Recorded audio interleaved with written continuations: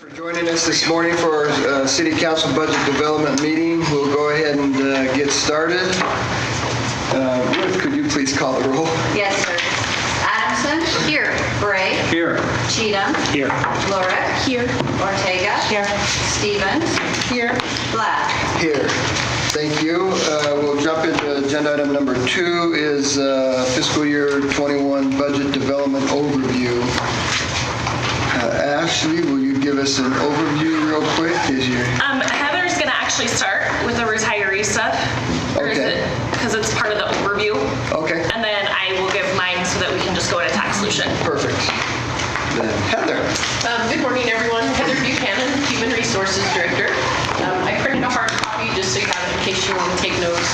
And I've given so many presentations this budget cycle, you're now getting 2 slides on a page. So today we're going to revisit the retiree health insurance and talk about the possible idea of a supplement that we brought up at the last budget session. So just a brief agenda of what we're going to talk about today. We need guidance because this is one of the last big ticket items we kind of have dangling without a decision. GBS meetings with retirees, historical enrollment, and a better look at what 2020 has looked like, and then the options that you do have before you. There are 3 listed. A is the only one that is new. The other 2 are items that we've already discussed, but I know we haven't made a final decision here, so those are listed. And then the last item is we are looking for final guidance on this item today so we can move forward. Oops. All right, so the first time we talked about healthcare for retirees was May 28th, when there were 2 action items that we voted on, which was 4 and 5 during that meeting. One was for retiree medical, the other was for retiree vision, and the direction given on that day was to discontinue those programs for fiscal year 21. We brought more information back to the council on June 18th as requested. Guidance coming out of that meeting was they asked for our broker, GBS, to meet with the impacted retirees and to compile a list of options we could have as a potential supplement possibly for those people. So GBS did meet with the retirees. They came down 2 days, and then on the first they were going to do a video meeting. HR reached out and we scheduled 7 meetings. 4 people did not respond and 2 declined. 2 of the people who were scheduled for meetings did not show up. So they did end up meeting with only 5 retirees. The outcome of those meetings was interesting. I can say of the 5 people that we talked to on those days, they were all able to find a plan on their own or with the help of GBS that I would say would be comparable as an individual plan. Now, it's kind of like juggling an apple and a banana. They're both fruit, but they're not the same shape. They're a little bit different. So, for example, one retiree, they're going to pay $514 a month, which is, $300 less than they're paying at the city for their monthly premium. But they don't use the plan a lot. They said, we never go to the doctor. I don't need low deductibles. So their deductible would be $10,000 with out of pocket at $25,000. That was the choice of the retiree because they are not heavy users of the plan. They didn't want to pay a lot. Another example, this person had qualified group coverage through a spouse. They'll pay $700 a month, which is $100 less than us. And their deductible is $1,700 versus $2,500, and their out-of-pocket is $4,200 instead of $4,500. So 2 people are in great shape. The third will pay just about $489. This is for the retiree and their spouse. So that's very much less than they're paying at the city plan. Their deductible is $5,000 with their out-of-pocket at $8,100. So again, actually a better plan than what they have with the city. The 4th person will pay $815 a month, so within $3 of where we are with our admin fee and our OT costs. Their deductible is higher at $8,100, and that's the same for their out-of-pocket. So again, it's a pretty comparable plan. The 5th would pay $850 a month, so $38 higher. Their deductible is $6,000 instead of $2,500, and their out-of-pocket $6,800 instead of $4,500. So all 5 of those people are coming up with a plan that is comparable. The people that we couldn't get to reach out to us, I don't know where they're sitting, so we haven't been able to talk to them. But I can say GBS put the effort in. They met with them. They helped them shop rates, and they are coming up with options. Heather? So I think that was our biggest concern last time, was that people were worried that this was going to be a major hit to them. They weren't going to be able to find anything comparable. And I know you have a lot more slides prepared, but I'm actually prepared based on that information.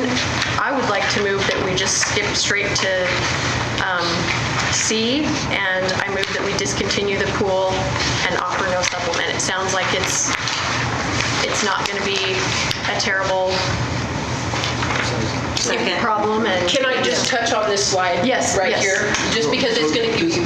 Just a minute, you can, we'll do that, but I have a motion by President Adamson, and I've got a second by Ortega. You just want to make sure we got Option that. 3. It was C. C. To discontinue the pool. Yeah. Yeah. Discontinue the pool and offer no supplement. It'd be option 3 on the outline I gave you. Okay, thank you. Okay, option 3, okay. All right, So just to make sure you understand how the utilization of this plan has been for 5 years, and I really want to point this out because you'll notice in fiscal year 20, we've had 12 people retire from October 1st to now. 10 of those were under 65. 10 of those did not enroll in the city plan because they went out and shopped the market and found better rates. If you go back historically, you can see 2017, it was half and half. Half of the retirees under 65, but since then, and even before then, people going on the plan is less. If you talk about it by department, again, you're talking, right now we have 11 people on the plan at the end of September. 2 are in sanitation, 1 are in water, 1 are in WPC, 1 are in finance. Only 2 are in police, which is the group that retires earlier. So the gap coverage, we're not looking at 10 years. You're talking to someone that's going to have the rule of 90. And so they worked a lot longer, so that means they started really young. So we were worried about how that was impacting police because of how young they can retire because of the physical part of their job. The impacted part of that is very small. We wondered what the head count was, and I just wanted to point that out. Okay. I want to thank you for putting this together so clearly and in a way that is easy to grasp. I really appreciate that, and I'm sure it took some significant sifting through information, and to you and your staff, kudos and thank you very much. Yes, I definitely agree. Thanks, Heather. I agree. Okay. Thank you. So will you also tell AJ thank you for his time? Yes. He had a prior commitment this morning. He's like, if you wait till 10, I can call him. I'm like, we better be done by 10. Yeah, tell her Okay, thanks. so we have a motion by Adamson and a second by Ortega. Ruth, could you please call the roll? To discontinue the program. Discontinue the retiree medical pool. Okay, Adamson? Yes. Ortega? Yes. Bray? Yes. Cheatham? Yes. LaRue? Yes, based on this. Stevens? Yes. Okay, thank you. Thank you for your time. Ashley?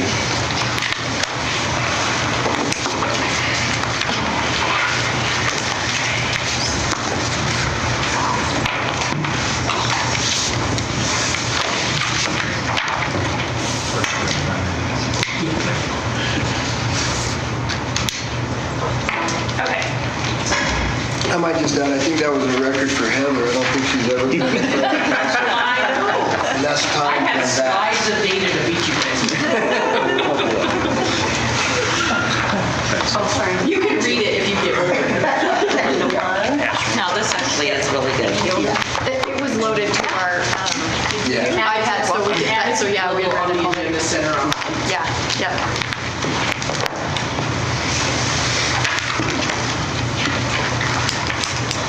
Thank you. Thank you.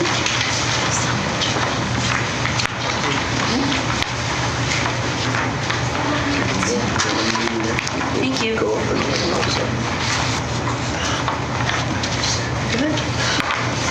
I know, right?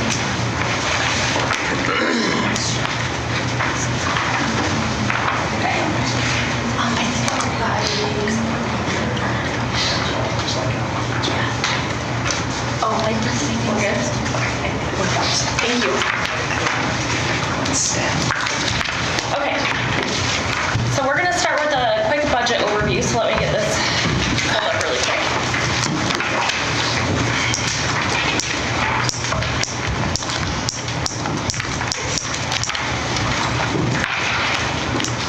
Okay, so basically the change from the tax solution is just the decisions that we made about Ready Group and Sister Cities Africa. So that's why it's the $724,000 at the top, which we will go over that later. So I just want to note that those are the changes that are in there as I'm going through this presentation. So the budget overview, I'm going to talk about the median home value and then the tax impact based off of the what we have currently in the budget if we were to stay flat, and then potential state relief that is out there. So that you can just have some information on that. So I went out to the U.S. Census Bureau, and the median home value in Pocatello is $204,900. So I just put some assumptions in there. We have no control over valuations, and we will not have those for probably another month. So I just did some estimates based on a 10, a 15, and a 20% increase. The way that it's built into the levy rate right now is we just take the valuation from last year and add about $20 million for new construction. We still don't have new construction amounts. That's usually a conservative estimate. So that's basically just how we do the budgeting, because it's a more conservative approach. We don't assume a 10 or a 15% increase or even a 1% increase. We just consider it to be flat just for our estimates. Ash? Yeah. On new construction, I believe the Great Western has a $20 million tax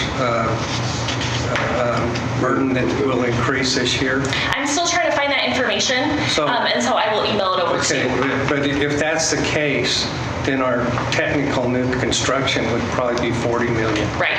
Yep. And we should have those numbers from the county really soon. Yeah. So, well, that should be something they have in record. They know what they've allowed. I can say we agree with that statement. Yes. They've allowed that tax deduction. It's my understanding is it triggers in 20% increments each year. Right. They have the abatement information. I was just trying to find it. I don't know what the new construction is yet to add to that. New construction, I don't know how that comes in, but I presume it come in as new construction where it's an abatement and comes in. I think it does. That's exactly right. And so I'm saying that we ought to be my projection is we should be at 40 million, because we believe we're going to maintain our 20 million new construction, and we'll get this already constructed but coming on the rolls, 20 million as well. So I'm okay with having the conversation that really defines that. Okay. So when you start looking at the tax abatements, the county should have been able to give us numbers, and they haven't yet, and I'm not sure why they haven't yet. But I know Ashley's worked like crazy to get it from them, and it's pretty simple stuff. That's not an appraisal. I mean, it's already done deal. But your abatements for Great Western should be falling off. For Amy's Kitchen should be falling off. For Western States Caterpillar should be falling off. And there's some on semiconductors that should be falling off too. And so they should have a bigger number, a lot bigger number than what we've got. So. Right. But these are what all these estimates are based off of. So I just did 10, 15, 20. They were easier numbers. Yep. So the property tax impact currently, with everything that we have in the budget as is, with the decrease of about $724,000, you can see the tax impact. You can see that, okay, so if your home value didn't change and it's still at the $204,900, you're going to see a decrease of about $18 a year. If your property value goes up by 10%, 15%, or 20%, that is going to be your effective tax payment based on that information. So if there was a 10% increase across the board, you would pay an extra $83 in taxes, and that's how we have the budget right now. Does that make sense? That's per year? Per year, yep, on an annual basis. For the year. So this is what the levy rate impact is currently. You can see we took a big drop from 19 to 20. That was due to valuation valuation increases. So our levy rate in turn dropped, which again, we have no control over that. So you can see if we keep the budget currently that's built right now, we will go down slightly to 0.00985. And that's with valuations remaining static. So again, if that 20 million comes on there, that'll keep dropping. And then I would also say that we need to have further conversation about water revenue based on the information Jeff gave us, that we're supposed to get 37.5% of water revenue to general fund. And so we don't have that allocated anywhere. That is a revenue. And I really do believe that when we put our budgets together, we have to know our revenue sources. And do we happen to know, and this is a bit off topic, but one way that we, even though we don't control the levy, setting the levy rate, but we do have some impact on it by our ask, because our ask is a significant portion of what ends up being the levy rate for Pocatello. Do we know, for example, approximately what the median or the third quartile of levy rates across the state, what that is? Because that, if we're wanting, for economic development purposes, if we're wanting to not be the poster child for Boise, we might want to think about our budget from... And I presented that information about a month ago. Okay. I presented like the top, I think it was 6 plus Chubbuck and Idaho Falls in there because they're comparative to us. I can't remember what day that was, but I can resend that presentation out if you want. No, I should have it, but I Okay. guess I'm just interested, since we're, just like, what is the, Well, we also don't really know if valuations went up steeply or not steeply in other counties too, so it'd be really hard to predict until it's... Yeah, I was just curious, like, if you look Right. across the state, Yeah. draw a line at, Yeah. at... No, it would definitely be good to not be the poster child. I'm not arguing with that at all. The but- determining factor on levy rates ultimately is the taxes we want. Because that is where they start with. They start with our ask, and then it projects into evaluation, and but it starts with us. If we know that we are one of the higher taxed cities or counties in Idaho, then it starts with us understanding that perspective and saying we got to roll down. I mean, that's the bottom line. It doesn't have to do with anybody but here, because we are the largest taxing entity in Bannock County. Well, it does have a lot of other factors too, like the valuations. But valuation, yes, but levy rate is a factor that we throw into. I did a little research yesterday and found out that as counties go, the 10 major populated counties, we come in about number 7 on that list. Which list, Roger? Pardon me? Which list? Well, a realtor in Boise developed a county-by-county analysis because she's really into marketing. And it's something that she's with Keller Williams over there. And actually, we came in 8th. We're behind. The other places that are worse than us are Nez Perce County and Latah County. But Latah County well, actually, I might have this wrong, because Latah County is actually, we're number 9 of the 10 in terms of highest. I can read this. She didn't have them listed in order. But Bonner County is lowest, Kootenai County is next, Ada County is next. And if you go to the highest counties, Nez Perce County and Bannock County and Latah County, and then Twin Falls. So that's just how we stack up with different arenas. And so some consciousness on our part. I know we've lost some businesses because they do the deep dive and they look at what they're going to pay in taxes. And they say, golly, if I have 5 years here versus 5 years there, I can have employees rather than paying taxes, and I know that's happened. So we have some control. We don't set the levy rate, but we can help influence the levy rate. This is an interesting debate to have because your levy rate is based on so many different things. And I'll simplify it as much as I possibly can. Let's use Pocatello and Chubbuck. Pocatello's levy rate is set, and we charge for.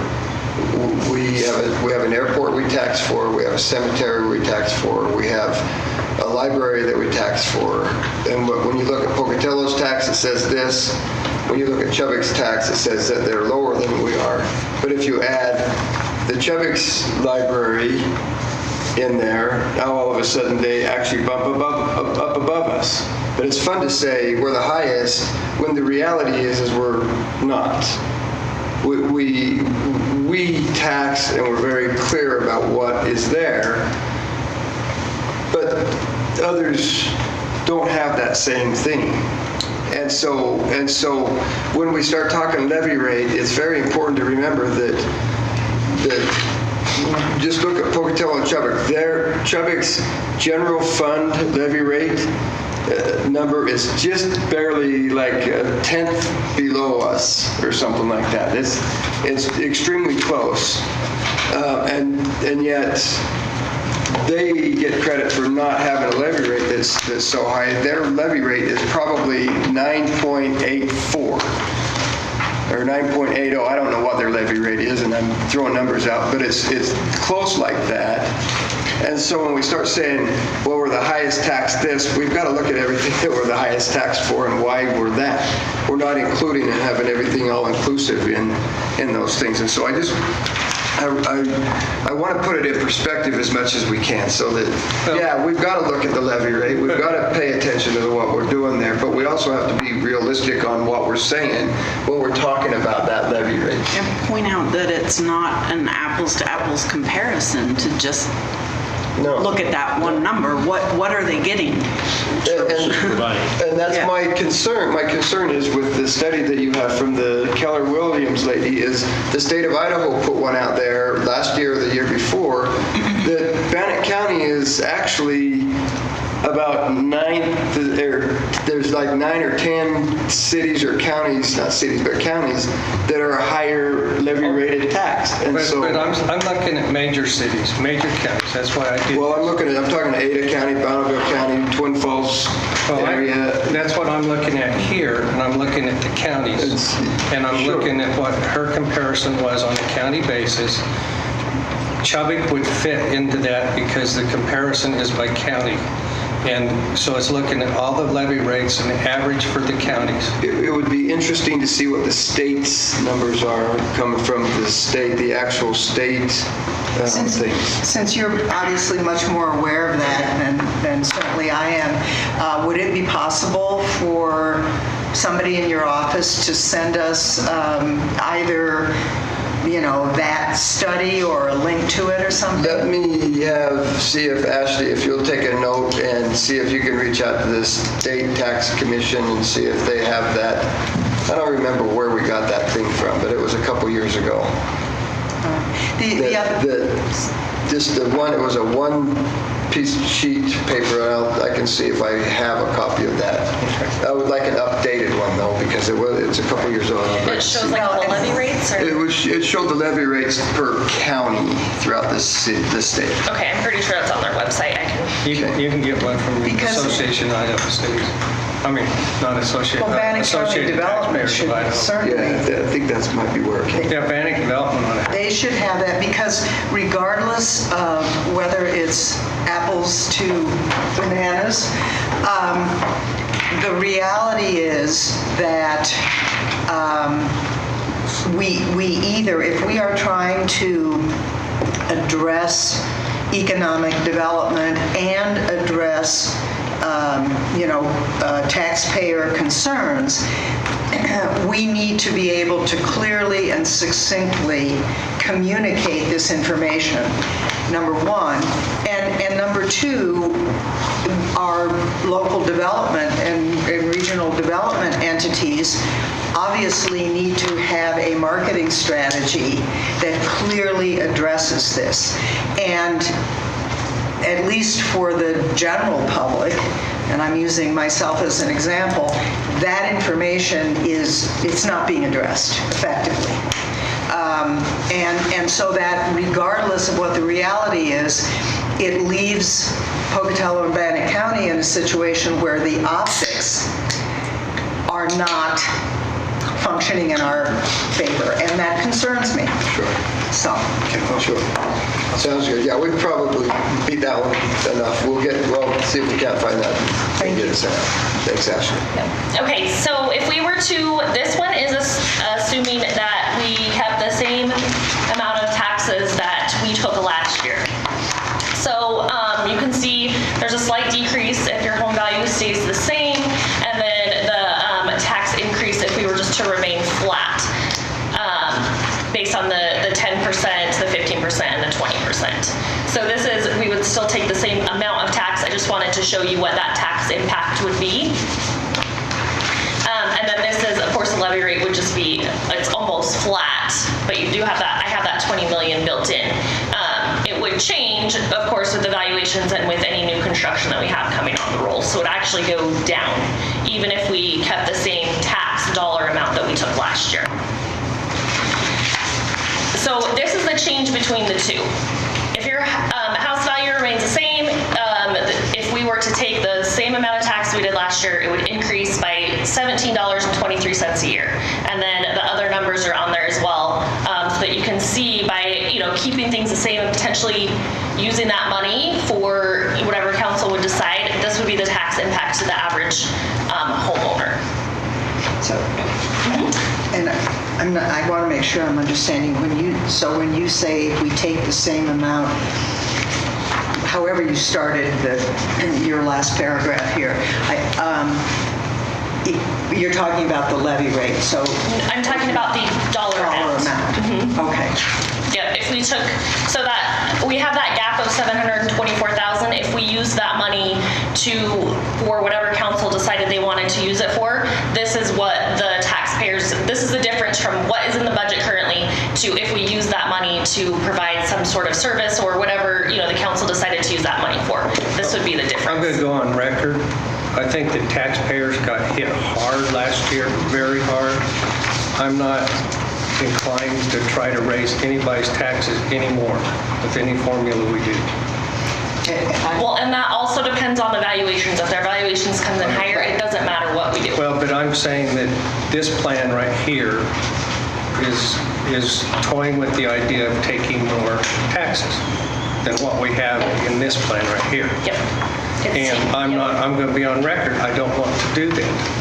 I don't either. Because, I can see us tweaking some stuff, but I can't see us going in and saying, we got this surplus. We don't have a surplus.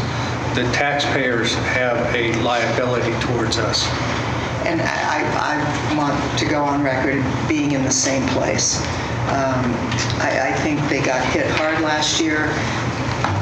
From what my friends are telling me, they got hit, many of them got hit again this year, perhaps less hard than last year, but hit nonetheless, and all the COVID stuff that we all know about. So I believe that asking even for $2 a year ethically and psychologically is not supportive of our community. Agree with that. And I'm going to also say, when we raise taxes, or our taxes on residents are mainstay, and 40% of the people in our community, roughly 40%, are renters. And so that means they're living in a house that doesn't get a homestead exemption. They're living in a place that is a full meal deal, so embedded in their rent is the liability of taxes. Okay, this is the state relief estimates. We just threw some numbers out there. We were told if every city participated in the state relief, Pocatello would get approximately $4 million. So that's where I started. We do know that there are some cities that are not going to participate in the state relief, so I just kind of I did a $4 million, a $6 million, and an $8 million. I don't really know where those numbers are going to be. I would feel more comfortable looking at the $4 million. It's just a more conservative number, and we know that's at least what we'll get based on the state relief. So if we took what's currently in the budget and then the state relief came in as $4 million, that would be, you can see the estimated credit on their taxes. Remember, this is not a check. They don't get a check for this amount. It's a credit to their tax bill. So ultimately, if you have a mortgage and you're paying your property taxes through your mortgage, you will not see any savings until your escrow reevaluation, which wouldn't be until next August. So just something to keep in mind. But if the valuations go up 20% and we get the $4 million relief, there's still going to be a payment even at our current rate. It's going to go up. That's just the way that the numbers work on that. If they have a 20% increase, that $4 million and the $724,000 that is currently built into the budget to not take, you would still have to be paying a little bit of additional taxes on an annual basis. This one just shows the $4 million in the flat tax. So you can see, they're a little bit different, but not hugely different. And then I did the $6 million. So once we get to that $6 million mark, everybody is getting a credit unless it goes up more than 20% valuation. And that's just a credit on their tax bill. I just try to put these numbers together for you. I don't need to go through all of them, but this is the $6 million and keeping the tax flat the same as last year. And then I did an $8 million. And I think that one is probably not even in the ballpark, but I did want to throw it on there. It was just, It's nice to dream about, right? So we have the $8 million for the current tax and the flat tax. So I just wanted to put those numbers together for you so you could kind of get an idea of where we're at currently, and if we were to, use some of that tax savings for whatever council deems necessary, what it would potentially affect that tax rate for the median household. Are there any questions on that? This is probably a question for you, Brian. Can you remind me of what the stated purpose of those relief funds is? Like the mission statement of those relief funds? Or somebody. It doesn't have to be you. I don't know if anybody can, because it's changed a number of times, because they don't know what they haven't really given us a direct thing. It came back as a tax rebate or a reimbursement, and so they were going to write a check for everybody. Then the cities were going to write the checks for everybody. But what it's for is, it started being for anybody, first responders, fire, police, ambulance, the support dispatch, and all of the support network for the first responders. That's where it started. I don't know if they know exactly right now if that includes everybody or not, because they pulled some of the support groups out. They've added some others in.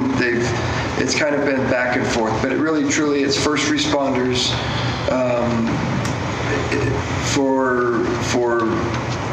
because that's where everybody's biggest budget expense to property tax is in their first responders. Right. And so that's why they focused it there, so that they could give the highest dollar amount if it is. But it's for fire, police, ambulance. Now, we wouldn't have the ambulance coming our way because that's county run, and then the county does whatever. So we would be looking at fire and police. We know it's for the firefighters and the police officers. We don't know if it's 100% for dispatch or not. I make the argument it should be. With the dispatchers, we don't know if it's for records or if it's not. And so they're doing that. We do know that they need a number. They need a commitment letter or an intent on the 17th And then they will get us numbers by the end of the month of what it looks like. So on our August 6th date, we'll know what's happening. So operationally, in terms of allocation, I understand, but am I incorrect in thinking that regardless of how, who qualifies within our budget for this support, am I incorrect in thinking that the overall mission or purpose was property tax relief? Yes. That is the mission? That is correct. That's the mission. Okay. In which case, then, clearly, anything that we are able to save in our budget by adding this money in, from my perspective, is a straight pass-through to relief to the property tax So payers. this will be, if we come in flat, we will get this money. Right. If we take more, then we aren't don't eligible for the qualify. money. And so Great. this isn't added to our budget. This is Instead of. no, this is just strictly a reimbursement to the taxpayers. Right. This is a way Right. to get federal dollars to taxpayers, everybody Right. out there, allegedly. Now, I will say there's still some arguments out there. There are opinions out there that this still cannot happen, that it goes against the federal rules and regulations and things like that. And so that's why you have some cities that are looking at it and saying, Forget it. we're not even going to mess with it because when it comes back, we are going to be responsible for reimbursing that if that's the case. And so that's the concern you have. Another complication I would add to that, in the call yesterday, they were, with the governor, making very clear that it's a one-time deal, that it's not ongoing. So if you make a decision in your budget based on that, it's not something that's sustainable beyond, it's relief because of COVID. It's a 1 year. One year, one-time deal. So speaking about that and looking at where we are with our budget, my recommendation would be we send a letter of intent to participate and see what it looks like for us. There's no reason why we wouldn't if we're not going to be talking about increasing taxes, then there's no reason why we wouldn't take advantage of this. That would be my suggestion, yes. I 100% agree with that. I think it would be foolish of us to not take the state up on that offer. So I don't know if now is the appropriate time, but I would like to make a motion if it is an appropriate time. Before you make the motion, let me just remind everybody what Linda said. It is a one-time thing. So this year, everybody's going to go, look, we've got this. Next year, the city raised taxes again, and we're going to be back in this thing. You guys are raising taxes. You're raising too much. You're doing this. You're doing that. When the reality is we're not. What did it say about that? You got citizens right there talking to us already still. And I have it on silence, but apparently it picked you up. So would you like? There you go. But it's on silent. But let's keep that in mind, because as we're building the budget this year, we have to be thinking about next year and what it's going to look like, because it really truly is going to look like we are increasing taxes when we are not. It could make it look a lot worse next year. We are creating a relief this year, one-time relief, and that's. But luckily, we have, we have a public relations full-time person who could really make this a focus of a real PR blitz. Absolutely. Which would be in our best interest if we ultimately. In saying all that, I want you to know I still think it's crazy if we didn't do it. But so, a motion.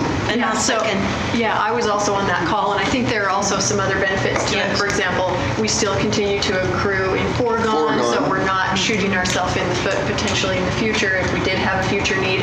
Also, by submitting the letter of intent, we don't even have to go through with it if they come back and they say, oh, everybody signed up, the amount you're getting is less. I mean, it's not like that 100%. You have to do it. So I think it's very clear that it would be prudent for us to to do that letter of intent and to at least get on the list. So I move that we proceed with the letter of intent with the state for their tax Second.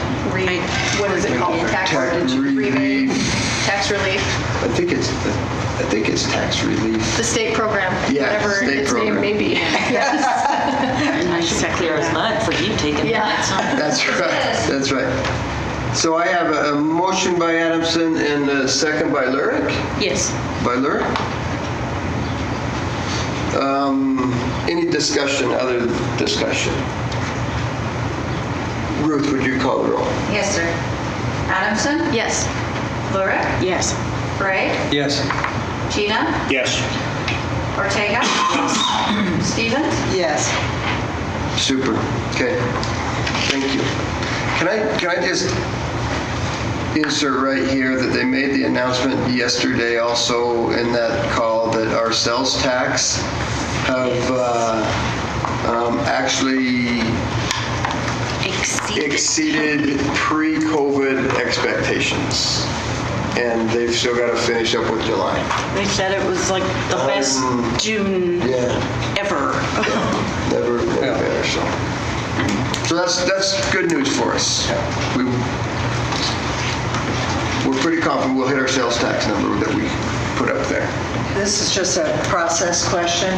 So I went through the departmental presentations and I found a few things. There's generally small increments, but found a few things that were not, didn't make it into our consideration list, and had a question, and Okay. would you alert me at whatever that Are we ready to look at that? I think when we're going through this tax fund solutions, the time to do that. Are we ready for, so you want to go through this real quick and then let's make sure we get Chris. Okay, just alert me whenever the Yeah. right time is. Let's do that. So this is the updated tax solution sheet. It's up to $724,000 now.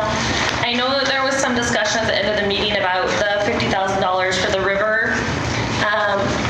In doing some research, it looks like there are funds available in Science and Environment Reserves to do that. We could actually get that done this year if council, if that's the way that council wanted to go, to use reserves. So you would see a budget amendment to use reserves for fiscal year 20, but there is excess reserves in Fund 17 to be able to do that.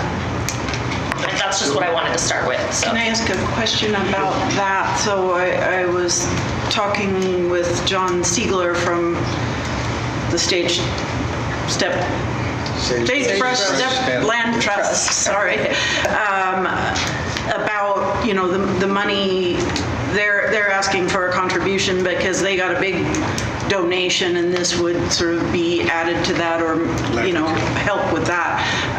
But he was saying that that money and any work going forward with it wouldn't be ready until October.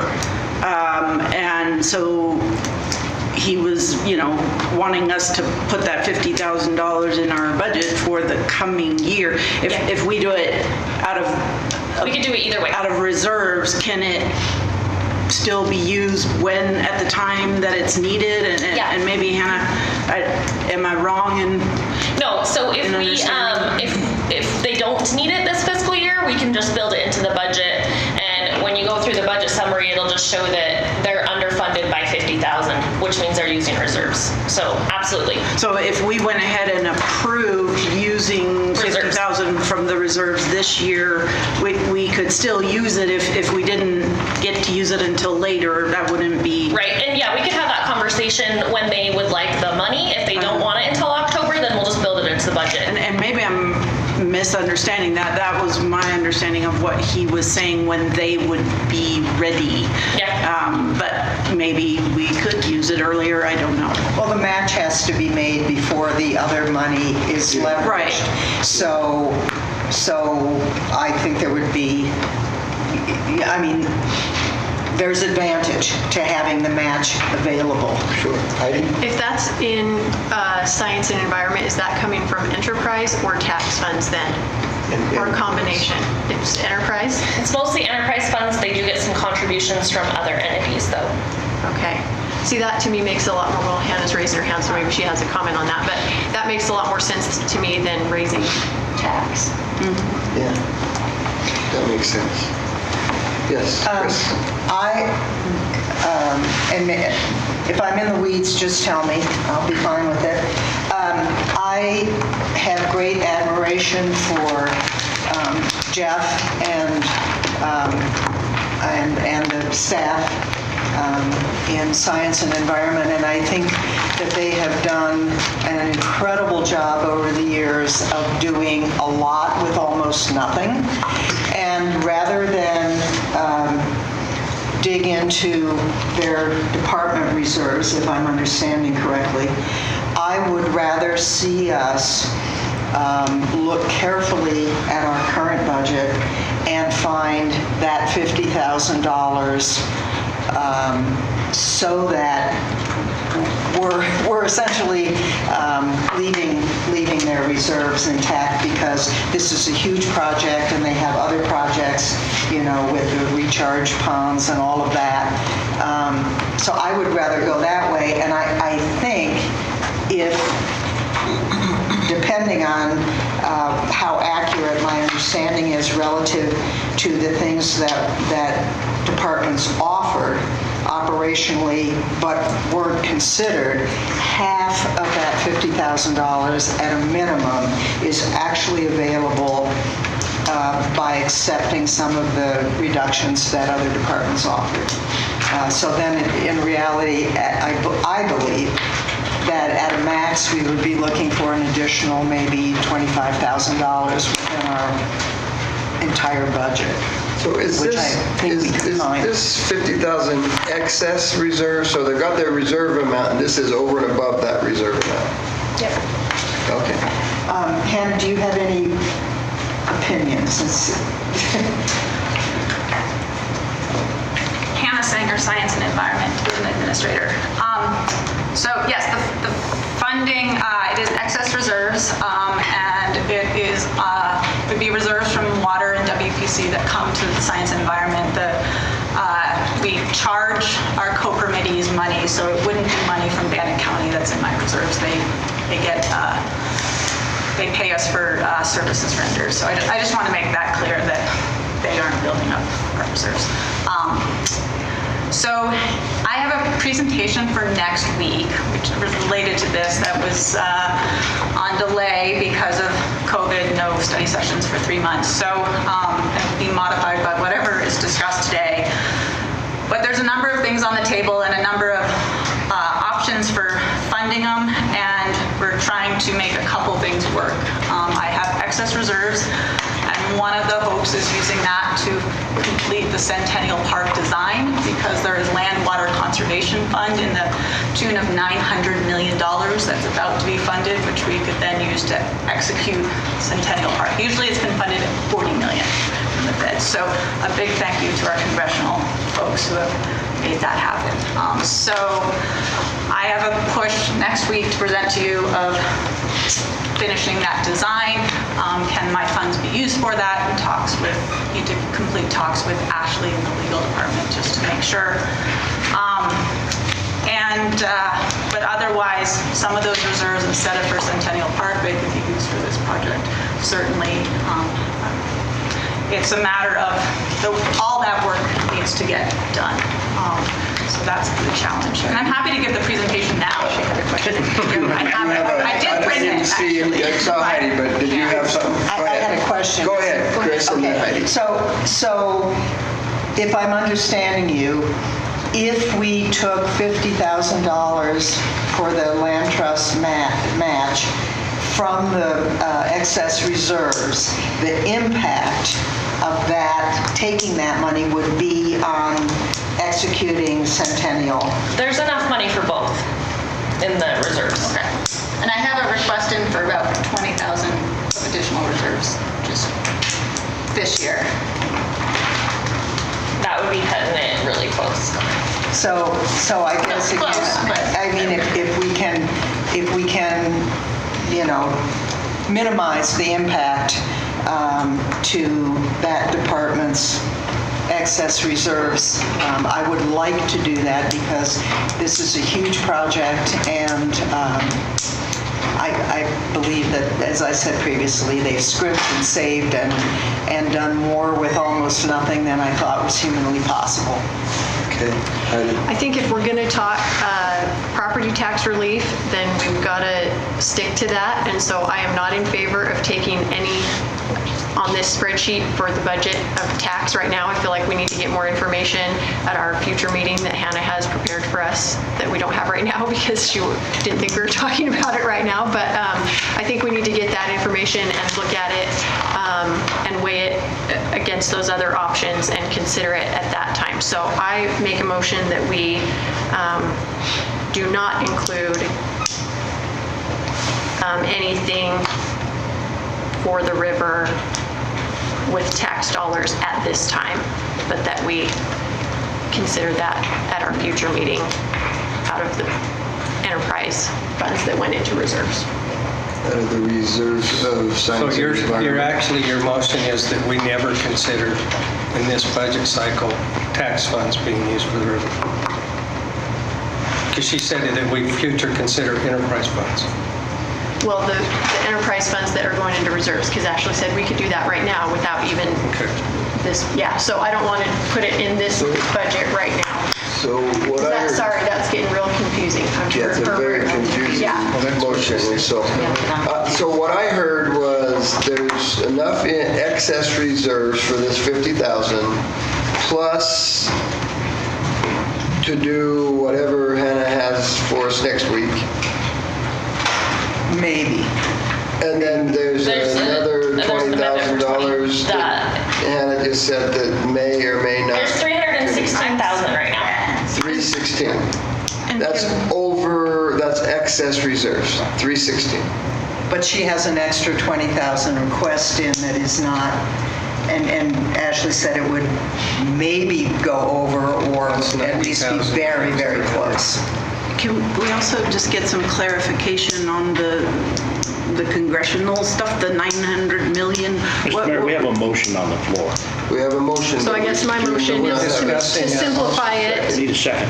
Yeah, we need a second on it. So to simplify it, it's to not include 50,000 out of this FY21 budget, to not allocate tax dollars in the FY21 budget to that at this To time. fund okay. Yeah, because I think it would be more appropriate to have it From the enterprise, and we can Enterprise and discuss stuff. that at our future meeting and figure out how we're going to Okay. make that work. Okay. Do you guys want to use tax for it? I don't know. I mean, I Want me to can't make that present? decision right now. I think, Heidi, part of it is, we still have, we have some reductions on the table that were offered by departments. We have one department that I believe offered no reduction. And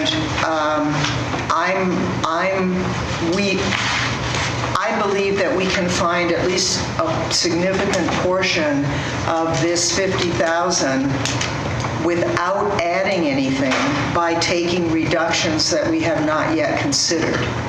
So I am loath to kind of put this on the shelf, so to speak, and make the assumption that we need to use excess reserves in a department that clearly has a lot of uses, legitimate uses for those excess reserves. I guess I'm just confused why we would ever take tax dollars to do that if it's a stormwater and a river. There's money for it. And There's money for it that can be used. yeah, why would we then want to increase our Because tax we have tax? we have other uses for that same money. Okay, I feel like we need to get that information then before We're we're debating. proceeding. Is there a second? That's where. I don't have a second yet at all. So, no second, we just go on? Well, we they've been discussing. I know, Get we're a just- second. Okay.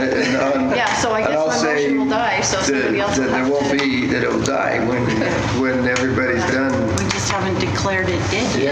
Yeah. So I make a motion that we keep this $50,000 Don't we have front to and center, declare this dead? and we wait for a final decision until we have looked at other reduction options and we've had the presentation from Hannah. So this is not set aside, it's front and center but on hold pending. Well, if we put it in the budget, it's, Then, It's all right, factored then in, I make a right? motion that we put it in a budget because we're not voting on the final budget So- right now. So I make a motion that we put it in the budget, understanding that virtually anything that is in this hypothetical budget at this time can be amended in the future. Not amended, I won't use that word, can be reconsidered and changed by the council in the future. So I'm just going to go there. We have 3 different motions on the second floor. Chris's. None of the I'll second Which Chris's. one? She made the motion. She withdrew My amended one where I... That we hold this in the budget until we can process it. For FY '21, add $50,000 to the budget at this time. Yes. Until we can process it. Until we have an opportunity to hear from Hannah and consider it further. So you got a motion? Okay, we have a motion by Stevens and a second by Bray. Can I go back to my question before we vote? Absolutely. I did want to understand the possible 900 million and where that fits in with what we're talking about. Yes, so the 900 million is Land Water Conservation Fund, which is amazing source of money from the feds that can be used for stream restoration projects, land acquisition for working farms and ranches, park development in cities that don't have anything to do with the river or wildlife conservation. It can be used for wildlife conservation. It can be used for, I think all that kind of covers it. It's a broad breadth of things. And what are our chances of Very, getting very this? good, very strong. It comes through the state, so money is allocated to the states, and then we apply to state through the state Parks and Rec has previously held the money or shuffled the money through, and we stand a really good chance of getting, there's continued opportunities for money, and the funding is now supposed to be full funding every year. I mean, so going from 40 million a year spread across all the states last year, a couple of years ago, to 900 million a year. And so what are you proposing to use it for if you get it? I think it can help with many of our River Vision projects. So we'll just sort of it's probably not going to fund them all. There's going to be match monies needed, and I am not up to date. By next week, I will be on the intricacies of how much match is needed, when and where. But it's having some shovel-ready projects for when the funds initially come out. And working with Sagebrush, Steve, and putting our own money in, would this allow us to be in a better position to have proposals that are full scale rather than still in conception mode? Yes, yeah, so yes, and it will also enable us to start to be nimble with land acquisition from willing sellers when the opportunity arises. Because as you're aware, we don't have a lot of land along the river. We're going to need some for certain projects. And if there's a willing seller, usually they don't like to hold on to their property once they want to sell it. Is this money available now, Hannah? No, it hasn't been signed by the president yet, but it is looking very good. When would it likely become available if it gets approved? That's a great question. I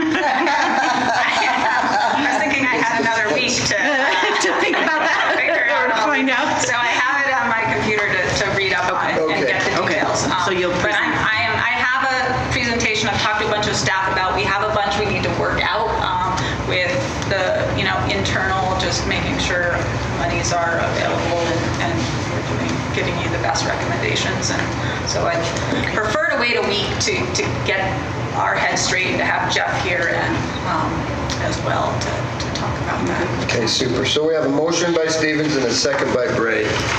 And I want to speak. I think that if we're going to be serious about a river vision, we got to put some money towards it, and we can't always go to a well. We got to be funding it, and that's my position. I really think we got to start putting it in the budget regularly so that we're in position when grants come along to be responsive to them. So, Especially with match money. Yeah. so I don't disagree with that, though I do want to remind everybody that we've had an hour of, not quite an hour of discussion on not taking any more taxes. And this motion does that. This motion doesn't do that, but it allows the council to say, look, we'll tax $725,000 for it if we want to in the future. I'm not saying that's what fine we're doing. Because in another meeting, I'll bring up more than what we'll pay for this But, well, in reductions. we will see. But just remember, So I don't disagree that you've got to fund it if you're going to fund it, but are you know going to what fund it you're with doing. taxpayer dollars, or if you're going to fund it with I think we can users fund and it with things like that, taxpayer so. dollars, and I think there are cuts yet to be arrived at in our budget. Okay. With that, Ruth, would you please call the roll? Yes, sir. Stevens? Yes. Bray? Yes. Adamson? I am very excited about the River Vision project, and so I don't want anyone to misunderstand me, but I cannot at this time vote to increase our tax ask for this FY21 budget when we may have other ways of funding that, so no. Gina? Yes. Laura? I'm going to say yes because I want to hear the presentation and see. I don't know that I'm committed yet to doing 50,000 in the budget, but I want to see what the options are. So, yes. Okay. Ortega? Yes, but I'm going to say, basically, I'm going to echo Linda and I'm saying yes, with the understanding that the motion that I'm saying yes to is for future discussion. Okay. Thank you.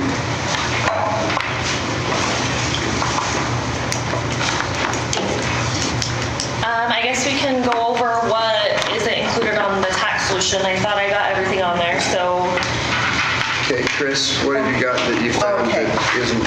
So way back when you asked us to do some homework, and I did the homework you asked us to do, there were a couple of things that weren't part of the presentations, but that I had put forward and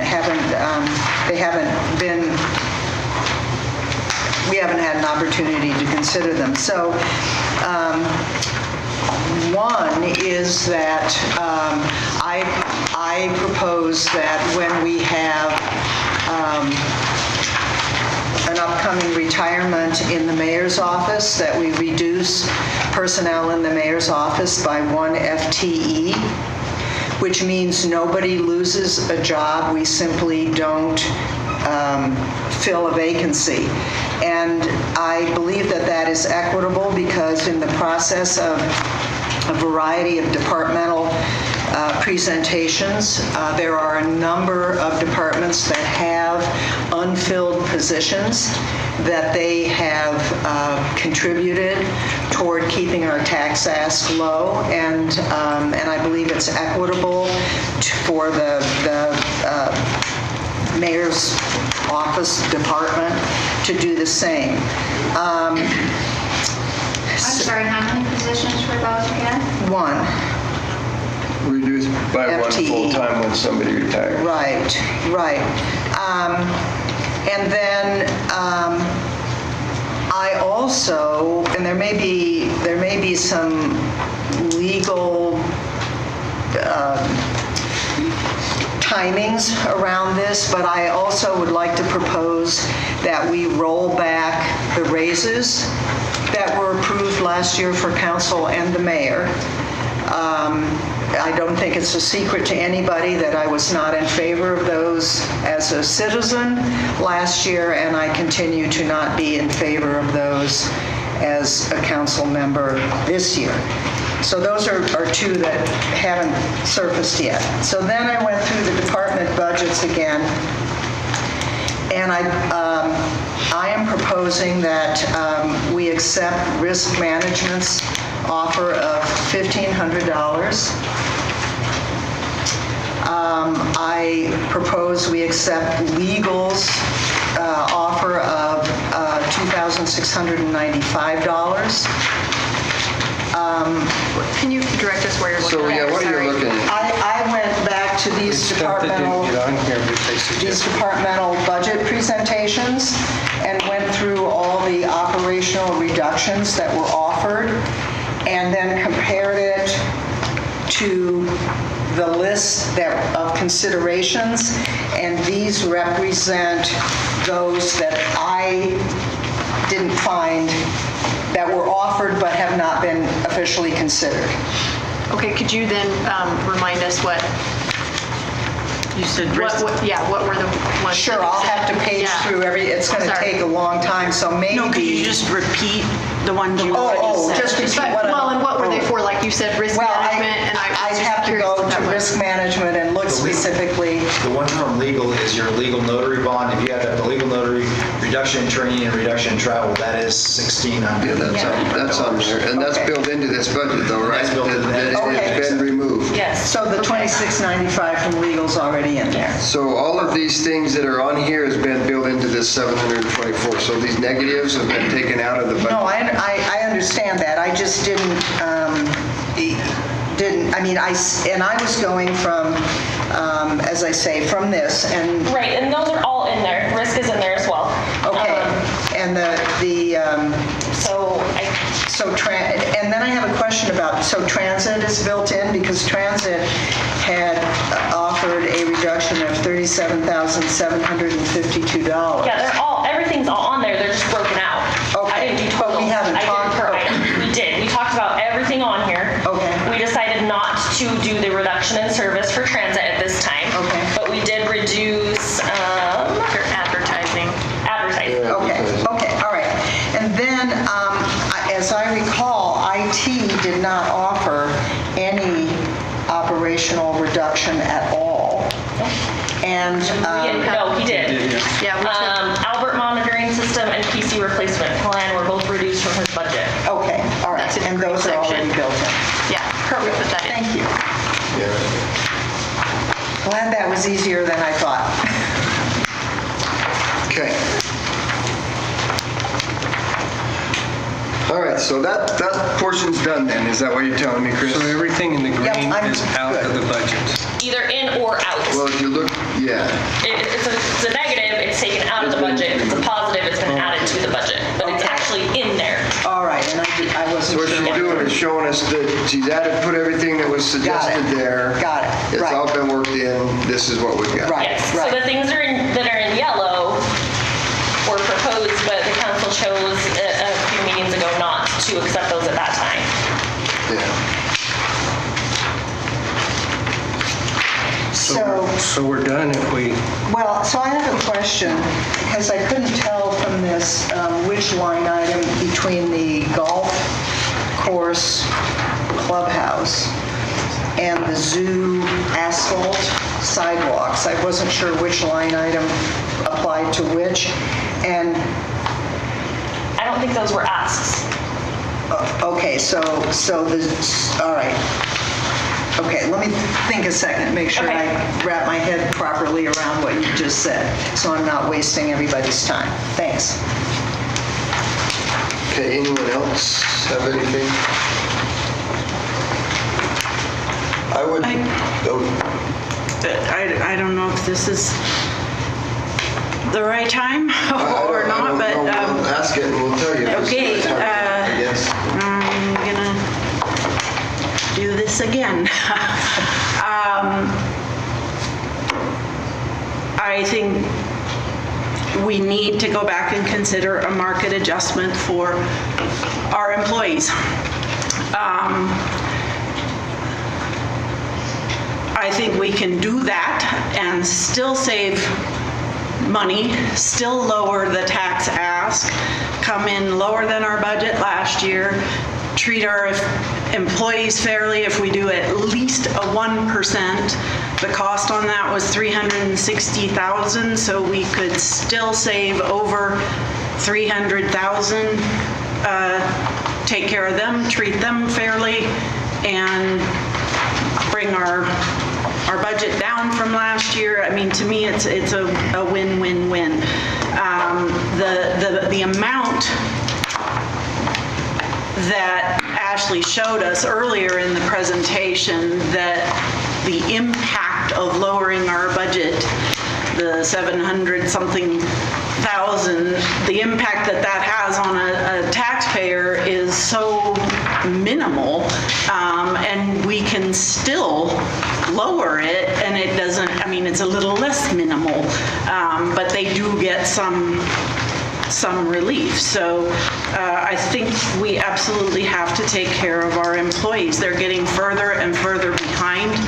We made a commitment, and by we, I mean the previous councils made a commitment when they adopted the step structure. The whole idea was to try to get our employees closer to where they should be, to the market pay for their field, and we're behind in just about every department, to my knowledge. So I think we've done, or I say we, our department heads have done an incredible job of coming up with all sorts of things that we can live without for a while or cut, and have allowed us to get to this $724,000. But I think we need to use some of that to do at least a small adjustment to our employees' salary. I think we're digging a hole if we go more than what we've approved. Now, maybe our discussion should have been, in terms of negotiation, was this fair and equitable towards our market analysis? We didn't have that discussion ever that I know. We simply took steps and longevity. We did not have the ramifications of this over all the city as part of the discussion. I still say that a 1.78% equivalent.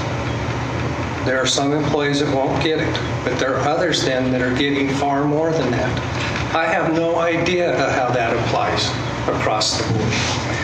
It may be that we're rewarding some of the people who are already at 90% or beyond. I don't know that yet.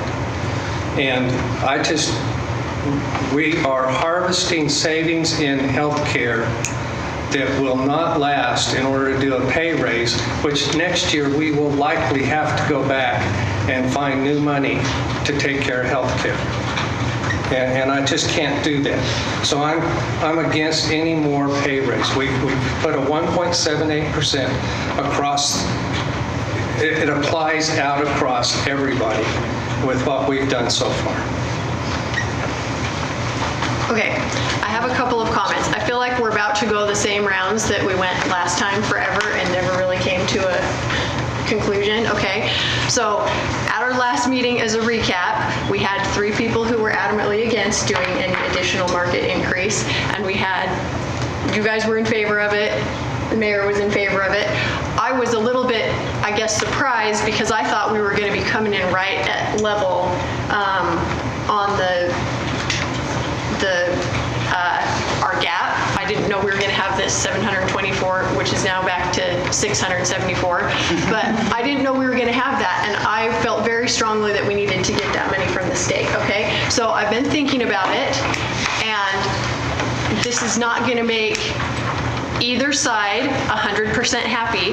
I know there are people that are listening in or watching too that are firmly in one camp or the other, right? Like we've got employees who are listening going, come on, can't you do this? And we've got people listening in who are like, I need some tax relief, come on, can't you do that? I want to say to both of those people, you are not wrong. Both camps are right. Like, it is not wrong to feel that you want tax relief. It is not wrong to feel that you want to, reward employees for doing good work. Neither of those are wrong. Both of them are right.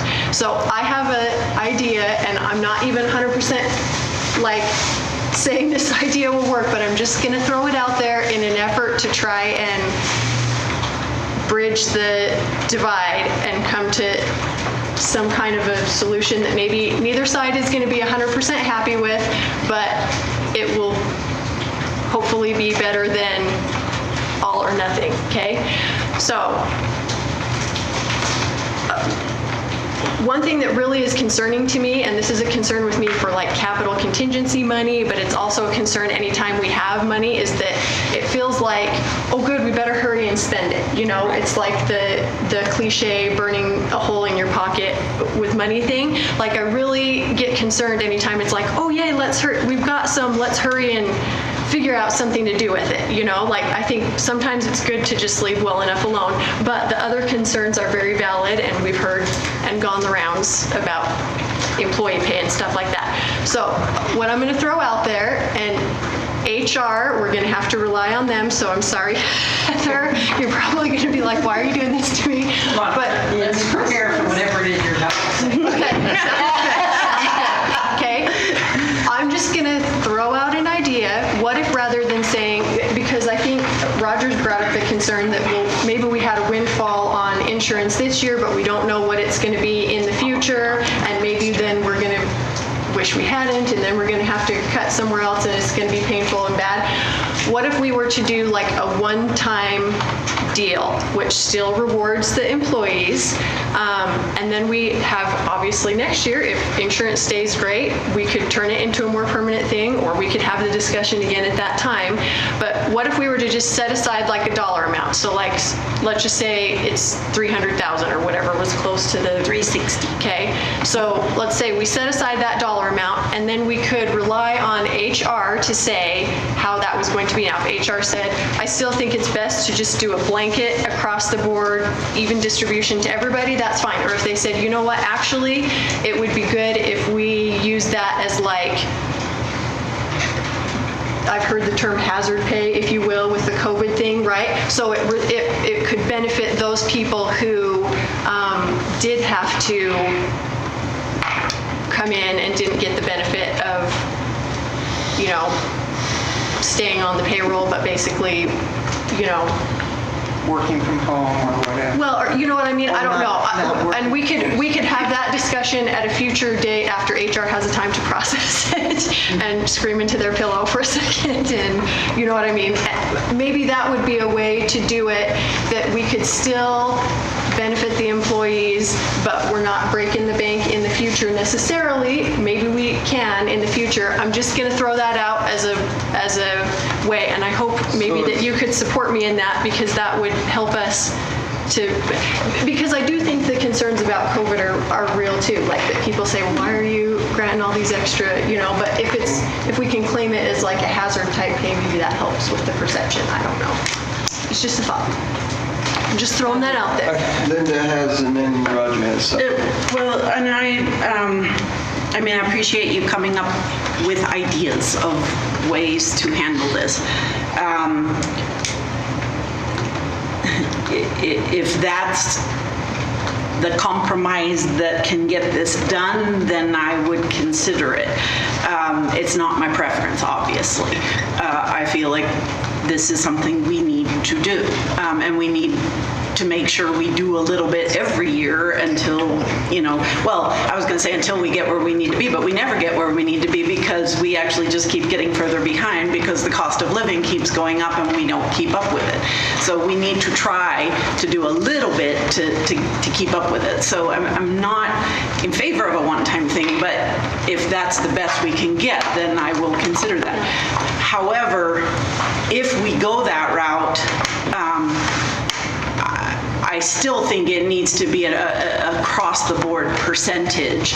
I think to suddenly put it in, and I'm not saying Heather wouldn't be fair, or that your hands are not capable hands, but that would be a very difficult decision to put on you as far as who should get what, and then it would it would make people upset with you instead of us. I think it should be a flat percentage if we go that way across the board. But I did want to go back and comment on Roger's point earlier about the 1.7 whatever.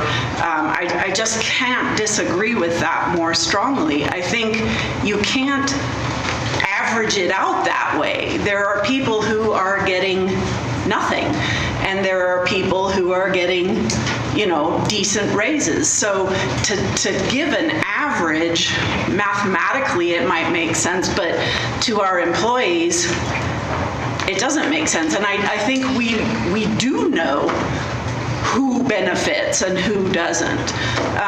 We know that I think roughly about 1/3 of the police are topped out on their steps.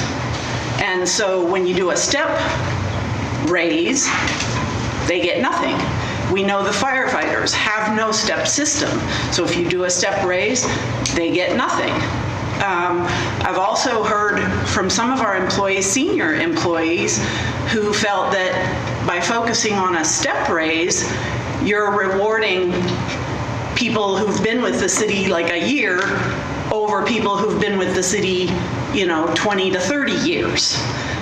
Because when you do steps, it's the people who are lowest on the scale who get the bigger steps, and the people who are higher who get very small. So I think when we look at who benefits from a step raise, I think we do have a pretty good idea who benefits and who doesn't.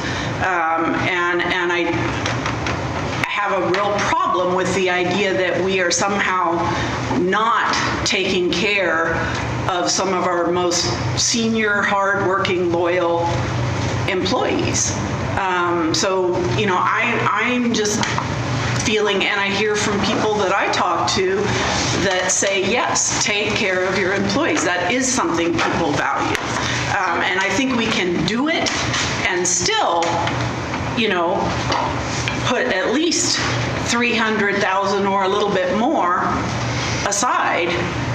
So we're it's to me a win-win-win. I mean, we're doing all the things we need to be doing and committed to doing. Okay, Roger. Okay, first of all, when you do a market analysis of your people and you try to bring them to market, you cannot get there by negotiating what we negotiated with our unions. They brought in this step in longevity. We did not even hesitate with that. That's all I'm going to say, because it was negotiation. To get to market, you look at where your lowest is and you try to fill that hole. We have not done that, and given an across-the-board raise, will not do that. It's just a blatant offer to say, taxpayers, take it again, because we're going to treat the employees far more fairly than you are. Most of the taxpayers would love to get a 1.78% average reduction in their taxes. I know it doesn't apply there, but that's not what I negotiated. I wanted to hold out and get to a deeper level, but we wouldn't do that. I really felt like we had some room, but we didn't even look for that room. We did stuff without even having a cost analysis of what was going on. I'm just going to say that. You can't negotiate without a cost analysis, but we did. And so we're inheriting what we decided we would do way back when. To get to what is fair cost of living, we're not losing an ounce against cost of living when you understand that cost of living has reduced by 0.01% for the last year since our budget went into implementation. So there's no loss of cost of living there at all. And to allude that we're not keeping pace is wrong. It's just not paying attention to the facts. Disagree? Well, you can disagree, but the facts are different. 0.01% cost of living is far different than saying we're not keeping up with it, because it hasn't changed. And I really believe that if we're going to be aggressive in going to market, then this council has to manage that. And we have to give personnel, we have to tell our union, we want to work towards that. But giving steps and cost of longevity pay doesn't necessarily address that, because it addresses often people who are already at market or where our target was. We have not had one report to date of where we are on all of our employees regarding market. And to say that we haven't had one this year, have we, Heather? I'm not aware of any report. I'm not really understanding what you're asking. Well, we haven't had a report that says this is what the raise we agreed to will do. This is how it adjusts out. We haven't received that, have we? I don't think I ever bring anything like that, sir. Well, but we have had analysis of all the people and where they were and how they were at 80% of market or 70% of market. And the only way we can fill the holes is to look at where the holes are. And I'm just not, I'm not in favor of blanket raises. I think we have some employees that we should be rewarding, but we can't do it if we just do easy across the board stuff. Okay, Chris? No, go ahead. So if I'm understanding you correctly, which is, at least this is where my head is, and I'm not sure if they're intersecting or not, we may have, but we don't know, we may have some employees who are at market, and we may have, and undoubtedly do have, many employees who are not.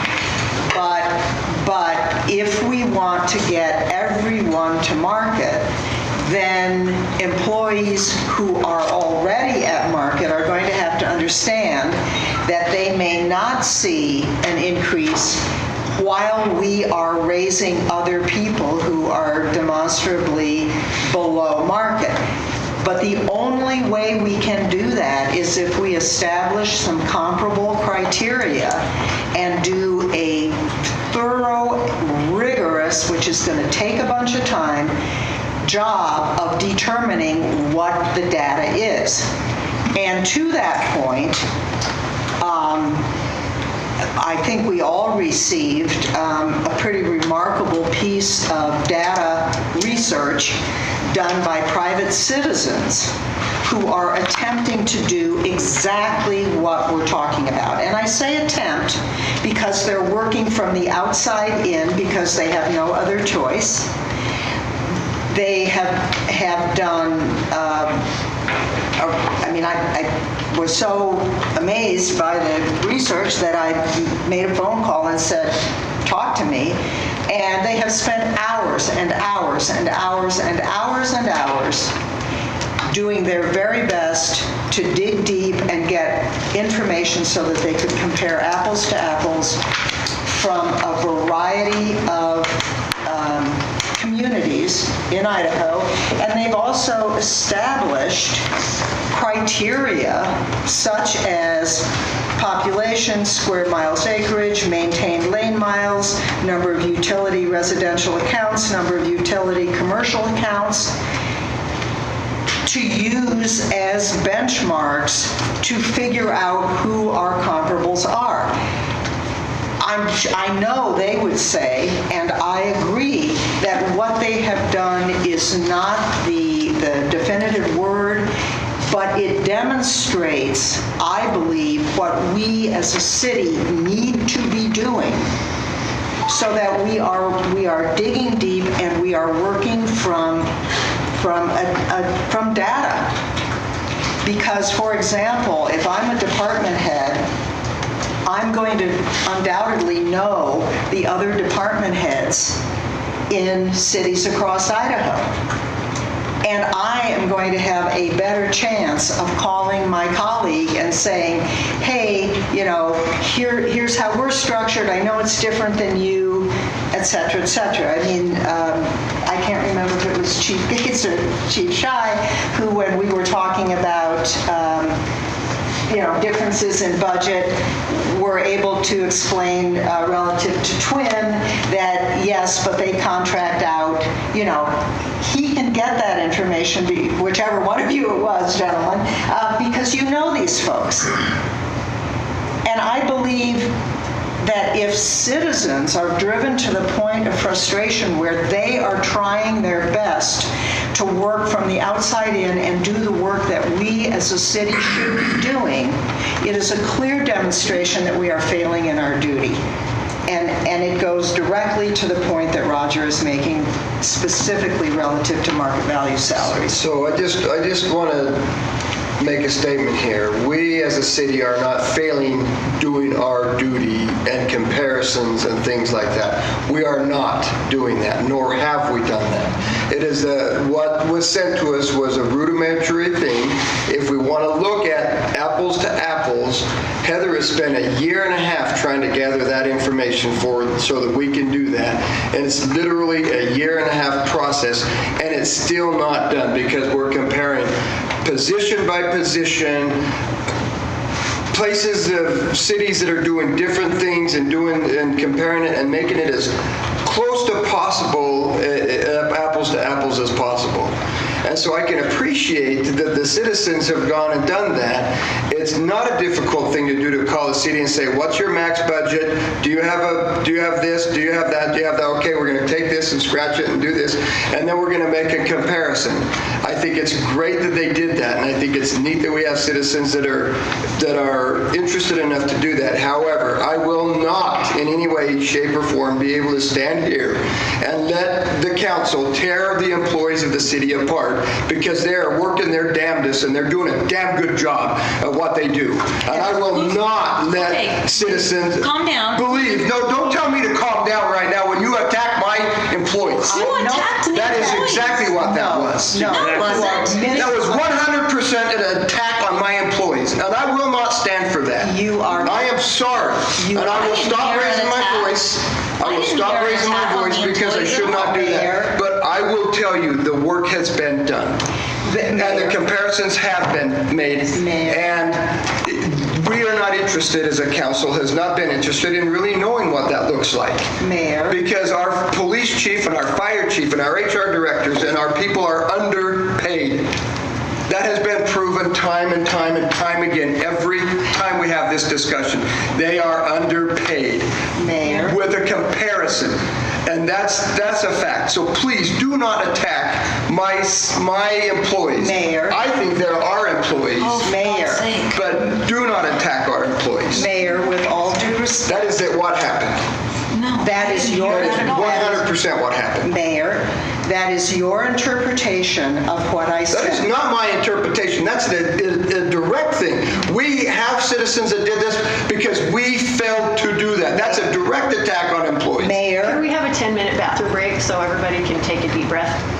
We need to take a break anyway because Roger's going to have to leave. He's got a funeral to do. So we will take a break then, and we'll go from there. That's a good idea. Thank you very much.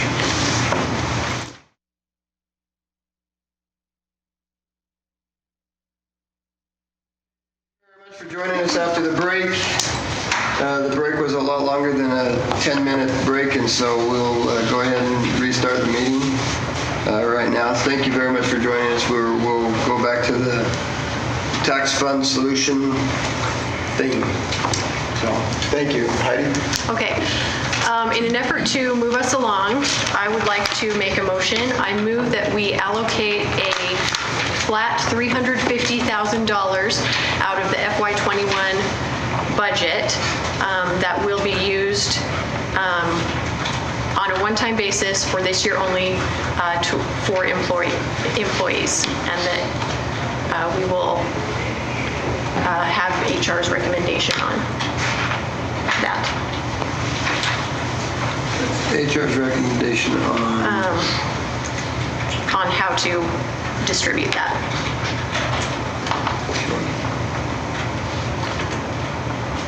I will second that in an effort to get something in the budget. I've made it very clear that this isn't what I want. and it's not what I'm hearing from people that they want. But if this is the only way that we can get something for our employees, then I will support that. And I should note too, Councilmember Bray had to leave, but he seemed like he was maybe receptive to the idea, so hopefully can't fully speak for him since he's not here, but I thought he was open to that idea. Okay, that was a concern that I had. If we don't have Councilman Bray here I have a to question. do that, yes. So Linda, at our last meeting, you said that you had data from these other cities that you had contacted, that they were all giving up to 5 or 6% raises to their employees. Did you bring that with you? I didn't actually. It's in my phone, and I left my phone at home. That was a conversation with Roger Shai, our chief of police.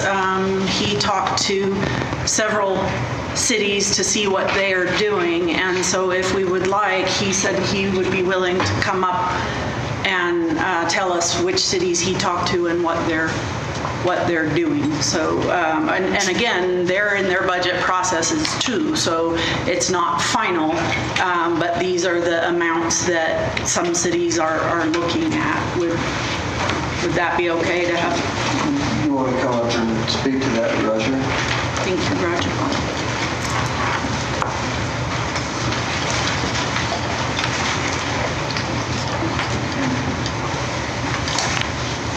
Roger Shai, Chief of Police, Pocatello Police Department. So I did the exact thing that Councilwoman Stevens said that I would have done, right? So she was very, obviously she's done that before. So while this was all going on, and just out of curiosity, I reached out to Twin Falls, Coeur d'Alene, Boise, Meridian, and those agencies. I haven't heard from Napa. So it varies. Like Twin Falls is projected right now. They still have one more budget hearing to go, but they were looking at 2% plus steps. Coeur d'Alene's 3% plus steps. For Boise PD, it's 4.5%. So when you're looking at some comparable city sizes, and especially as a city as a whole, when we compete against other cities for whatever, HR director or a Parks and Rec or wherever, that people are looking at these other places and they're looking to see what they're going to get. When I was talking to Twin Falls about their corporal position, the interesting thing with that was that their corporals actually make more than ours. So when the mayor talked about being behind the power curve, I would agree with that. And based off my conversations when I go to conferences and talk to them about not just the police department, but now their animal control and their other positions. So we struggle to hire. I know that. And so when I've looked at other cities, I asked them, is this citywide, is this police-wide, or is this police department and our steps included, so that we can kind of compare some apples to apples. So. And I want to add one thing to that, if I could. Back to your earlier comment about not looking at comparable positions at other cities, or part of the negotiation with the fire department, which happened last year, is that before they even begin negotiating the wages, they negotiate the comps. They pick cities, and the city picks cities, and then they argue and negotiate over which cities they're going to look at. So all negotiations actually include comps. Right. And we do look at cities, and the fire department was well behind.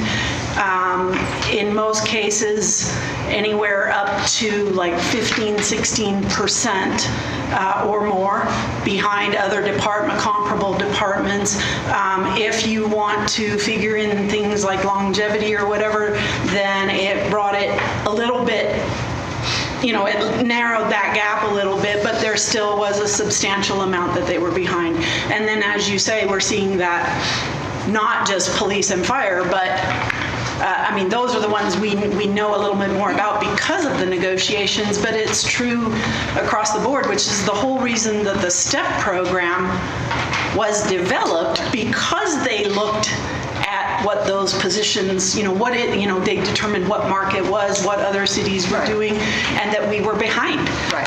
So that work is being done, has been done, and I think Roger's point kind of still bears that out. Okay, all right, thank you very much. We have a motion on the floor. It's been called to question. So with that, Ruth, would you please call the motion? Was by Adamson, seconded by Lyric, to allocate $350,000 into FY21 budget for employees, the HR.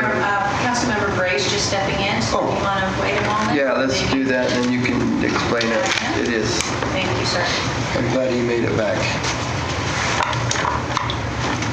So, Councilmember Bray, we have a motion on the floor to allocate $350,000 to employees, a one-time allocation to employees. The HR director, and correct me if I'm wrong, the HR director will be looking at, would you like finance to help there Yeah. with that? HR and finance will look at that, how it could be recommended for us to do that.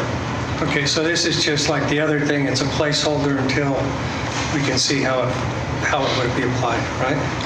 Well, It we will put it be in now. put in the budget though, and it will Yeah. be in the budget. But I mean, when it's a we submit it placeholder with that it, yeah. can be pulled out if we That's do. not what I'm understanding. I don't, yeah, it's Well, if you to, vote for it, you can always, it is, it's a motion to pull it out.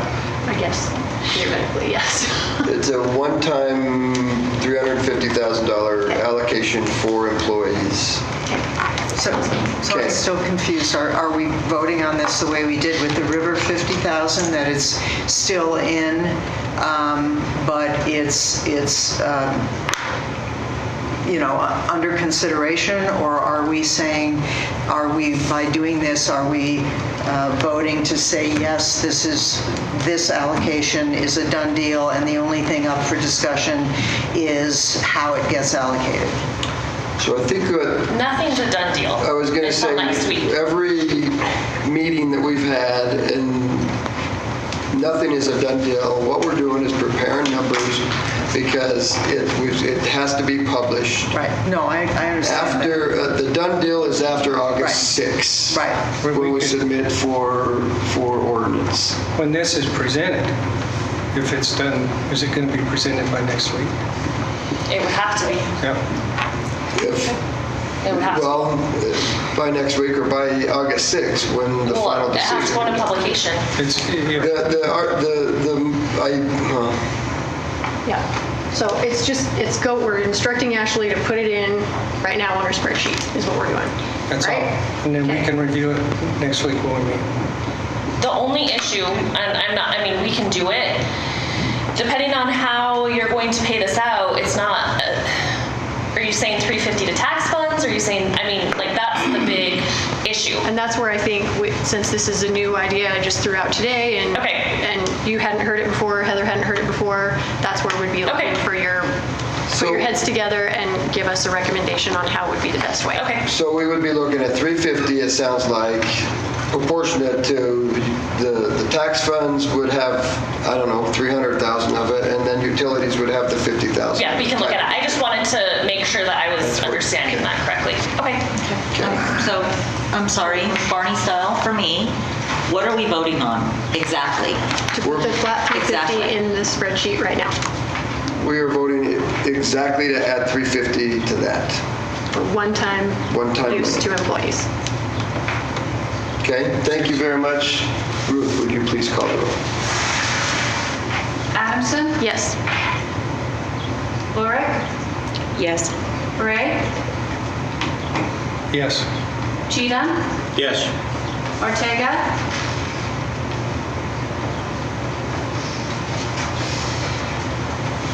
Yes. Stevens?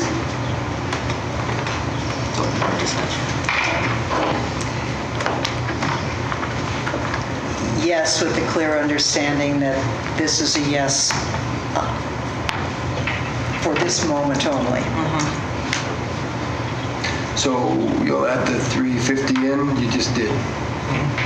Thank you. Mayor, may I make a statement, sir? Sure.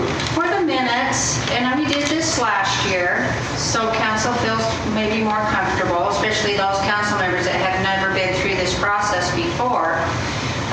We made a notation in the minutes that said, and I put this all in caps last year, that said, please note the city council participated in a series of motions and roll calls to give direction to staff and are not considered final action items. So if that makes you feel better, noting that that is in the minutes, we're doing all these roll calls and so forth, but again, Thank you, Ruth. August 6th is when you really got to start making some, Great. or actually on the ordinance, not the actual. Does that help you? Yes. Thank you. For that information. Okay. So we've added that in. I guess if there's anything else that council wants to discuss this time, now would be the time to talk about anything that's on this list. I want to go back and revisit Ready. As I was thinking about, we should get rid of our economic development person. If we couldn't find that that person was important over the last 3 years, I don't know why that person even looks important now. And so I would, to balance taking that out, I would put the Ready back in, just so that we got two economic things working to complement each other. So add Ready back in and remove the position. Remove the economic development person and the expenses relating to that position, which I think is about $150,000 or $170,000. Do you remember what that dollar amount is? And that's kind of motion. Yes, I'll make that motion. Second. So we have a motion by Bray and a second by Stevens. And I guess I just just a have a minute, we'll have question some about discussion so why that we we have would do this. them both together. Like, give me more information on why Well, you we want to never- put Ready back in. When we put Ready in this, and I don't think anybody was here when we first did it. Pardon? You too. I was out of town, but I was there for when Okay. Anyway, The thought was that when we put our economic person in, we would have complementing factors for our economic things. We were doing Ready. We wanted a synergy and we wanted accountability. We've not produced the accountability from the city side by hiring an economic development person for the city. I really believe that Ready and Bannock Development have to find a way to partner because they work in different spheres. I think that Ready is our adjustment for some of that counterbalancing that I think we need. And it's far cheaper than having something on the budget that doesn't ever perform. so it was a higher amount. They're trying to get a higher amount out of us this year also. Well, So I'd it'll just be say put it back 35. in for $35,000. If they want it, they want it. So Ashley, was it removed already? Yes. Was Ready? Not Ready, the position. I thought it was. No. Thought it was too. No. You removed Ready. We removed Ready, but we did not remove the position. The economic Which department development was that person under? and Economic development. Its own department. Yeah. And we didn't have a presentation from that department We did. because it didn't exist. Oh, we It did? was part of non-departmental. Oh, okay. Yep, it was kind of included in that little presentation. Right. So it is currently still in the budget with the 320. Yes, it's at 117,000 for the position and operating, that includes the operating of 52,000. so it's in there for roughly 169. I guess that's pretty close when I said 170. I think the 117 is all of it, but let me double No, I check. think So I've got- one is salary and the other is the support for it. Okay, the 52. presentation just says has budget authority for an economic development manager of 117,134, which includes operating costs of 52,871. But I can double check. So That doesn't let's, sound right. I don't think you can hire somebody. 117 minus 52. So Did I get an economic development person? do we have any information from Ready? I mean, I haven't seen any.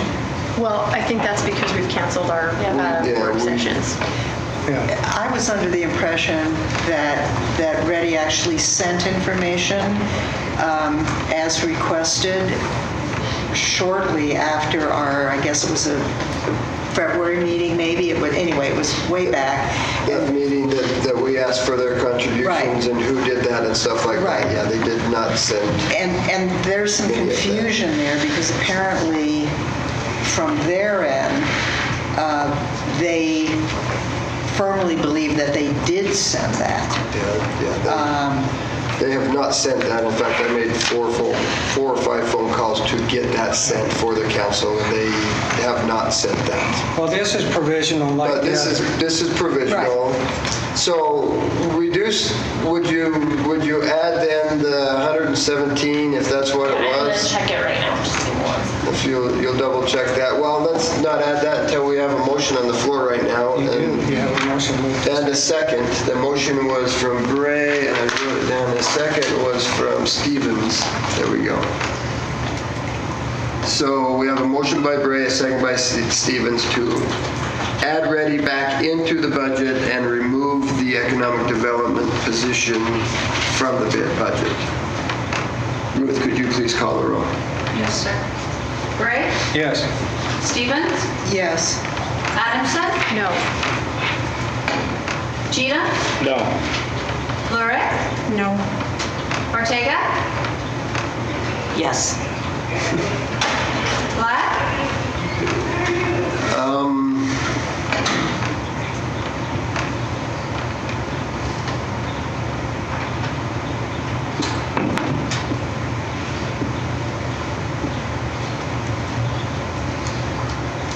So I'm looking at this, I'm not remembering anything Ready doing for us.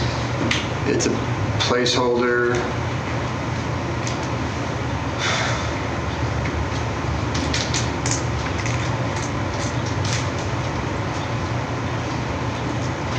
I think we're gonna have a difficult time hiring somebody with benefits at $117,000 anyway.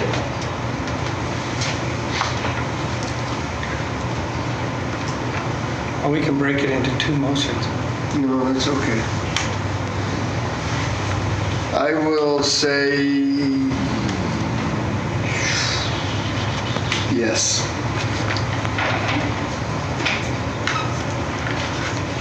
I think we need more and further discussion with Ready, but we haven't hired that economic development person. Are they scheduled to present next week? No, because we've removed them because we voted them out. Here. So, yes. I think the reason why you're struggling with that vote is because we did initially, and this is not the current Ready administration's fault necessarily, but it was, back a couple of layers, but we did get a lot of things promised to us back, Roger, when you said, when we first, and Roger and I were on the council at that time, but there were a lot of things that we thought we were signing up for that it didn't really work out that way. So I'm actually would be okay with taking that 35 out as well. So it's already been voted to do the economic position. I don't know if anybody else feels that they want to just take both of them. And I get the argument that we want as much economic, as many arrows in our quiver, but if we haven't been able to realistically do that position, I think that economic development position would have helped us and would have been good, but I get it if we haven't been able to fill that. But I'm just not sure. I don't think that Ready's going to be happy with the 35. I think they're going to expect the other amount in order to fully give us the... What other amount? They're wanting to increase our rate. They rewrote a thing that they sent us. They sent a contract for us to sign that we had held for 3 months so that we could get this and have this discussion. And This is like doubling or something, they right? are looking to, the total contribution amount from Pocatello to Ready with that contract was... And everybody's concern has been, well, we're not going to be taken as seriously, and I think we really won't if we're not perceived as pitching in our full share. So if we only do 35, I don't think that's going to be... The dollar amount became like $1 something person per population. So our contribution would have increased to about 60. Yeah, I think we just tell them we've already paid it forward. So, There's a new person, they do live in Pocatello, they do have an office here. I don't know if they're, 6 months into it, or... Freddie has been up and running for 5 years? Yeah, but I mean and the we person. stuttered for the first 3.5 years. Then the 4th year, we had an interim director, and then they finally hired a permanent one. She does live here in town. Mm-hmm. She did move to Pocatello. I just think some element of cross-pollination, and the reason I was willing to go 35, because I don't think they've gotten off probation yet. Well, my hesitation has been, truly, we have not seen anything from Ready. And we've been a member for 3 years, 4 years? Almost years? 3. So, did you just make a motion? No. Well, I don't know, I was just asking if other people want to take that out or if everybody's adamant about leaving it in. That's the part I'm confused about, because I thought we just voted to leave it in. but I know, what and, are you and then when proposing? he said, well, we could break it out into 2 different, I'm just further asking the question, is everybody still 100% that they want that in? So is your No. proposal getting rid of both? Yes. Okay. I just want to be clear. Yeah. I mean, it pains me to do that because I do think that they both have a great potential to be valuable to us. But if we haven't been able to get that We haven't position seen it. done and we haven't seen the, what we thought we were signing up for from the other entity, then I said at the time, I said, I'll be the first to admit if this doesn't work out as we expected, then we'll take it back off, Heidi, I'm willing to leave it in until we get clarification if they did send and it just didn't get translated through to us or not. Because I was ready to pull it until I heard that they felt like they had communicated with us. So. Yeah, I can assure you they have not sent anything there, Chris. So can we add the presentation back in? Because I think it's critical, if we're going to be making a decision, we're back in the consideration mode. I think it's really important to hear from them because there's clearly confusion going on here because one half of the equation believes that they've taken certain actions and the other half of the equation believes they haven't taken certain actions, and the net result of all of that is that I don't have any information with which to function, and I would like to have that presentation. So my comment to that is I think that nothing would prohibit us from joining Ready again in the future. So rather than just keep it in and keep crossing our fingers and hoping they're okay with the 35 and maybe it's just the same, I'm wondering if we take it out and they can still come back and present to us and say, you were absolutely wrong and this is what value we're providing to, the citizens of your city, and woo us back and we can make a more educated decision potentially at that time rather than just status quo, let's keep it in because that's easy. We keep waiting to see something. I think where I'm coming from is let's keep it in for now, but I need more information. And I thought, See if they can answer some of the questions we raised about it. Right, because I'm just completely confused now about it. And then, Mayor, I had a question for you. You sit on a board or something with Ready, correct? Is that right? Or you meet with them on a regular basis? We have representation on the board from the city for the regular board, and then I sit on the executive committee of the board with the other mayors that belong to that. So you get minutes from them? I'm assuming those are open meetings? Yes, they're supposed to be sending us minutes, and they do send us minutes on those meetings. Would it be possible, regardless of what we decide, just so we can kind of, council members can kind of track, would it be possible for you to sort of automatically forward those minutes to us? Let me see if I can find the minutes that I mean from this point forward. From this point forward. You can also attend the meeting if you want. Well, and I suppose the I ones, can- I the can ones do that. from the last 6 months. Yeah, they're public records. Right, They- that might help us. Let me see if I can find them for one and from the last, and then, yeah, there's no reason why I couldn't send them forward if we're doing it. That might help us also. Yeah, I mean, this is just a placeholder, I mean, like everything, it can be reconsidered. Okay. All right. So I'm a little confused. Do you want to see if Reddy will come and present next week or no? I believe that would be valuable to me. We can reach I out don't know how to, anybody else feels. we can reach out and see if they are available to do so, because we did take them off because we voted Right. to not. And so let me see if they are available to do that. Yeah, 'cause it's always hard for me to make a decision when I don't know. So. Okay.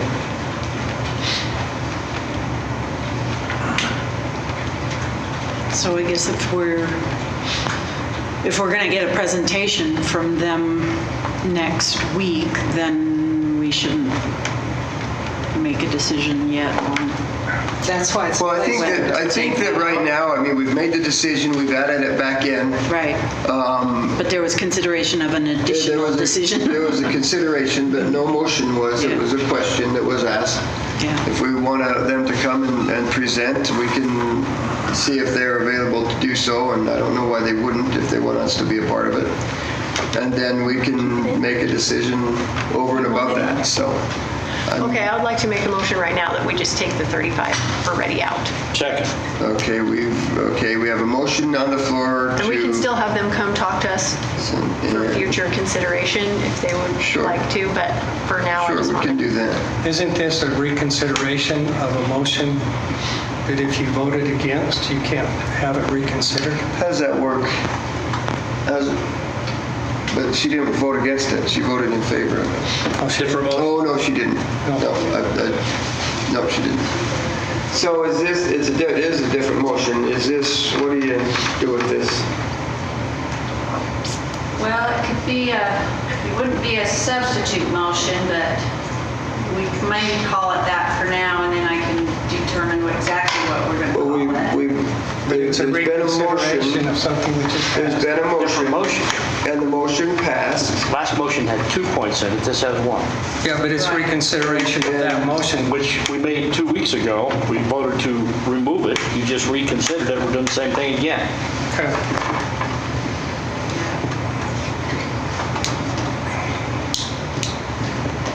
So your dollar amount is 35? 35. And the motion is, and the question is does that, is it a reconsideration or is it a complete different motion than? I mean, What is I'll that? verify that, but the motion can still stand. So 35,000 already? 35, remove, the motion is to remove the $35,000 contribution to Ready, but to still have Ready, ask Ready to come and present next week. Is that correct? Or it doesn't have to be next week, it could be at any point during the next, before our next budget. Be in August. But we can't add anything. Yeah, you'd have to. It's true, that's right. It would be, we would not be putting it in for this year. We would be, For they would be FY20. trying to woo us for the next year if they were to come Okay. and give us a presentation. If they're not able to come Yeah. next week. Okay, so remove it from the 21 budget. We haven't voted on it. We have not voted on that yet. That's No. the motion, is to do Right. so. Okay, ready then? Okay, so we have a motion by Adamson and a second by Cheatham. Ruth, would you please call the roll? Adamson? Yes. Cheatham? Yes. Gray? No. Lurick? Yes. Ortega? Yes. Stevens? No. Okay, so remove that 35,000 from the budget again. We're back up to 491. Okay, Councilwoman Adamson. Okay. I realize that this motion may die or that some people are not going to be in favor of this, but I feel very comfortable with where we're sitting right now. I think we've addressed a lot of the issues and concerns, and I don't really see any need to prolong our budgeting discussions and to continue having arguments and offending each other and that type of thing. So I would really like to wrap this up and be done with it today rather than having to come back and rehash everything over again.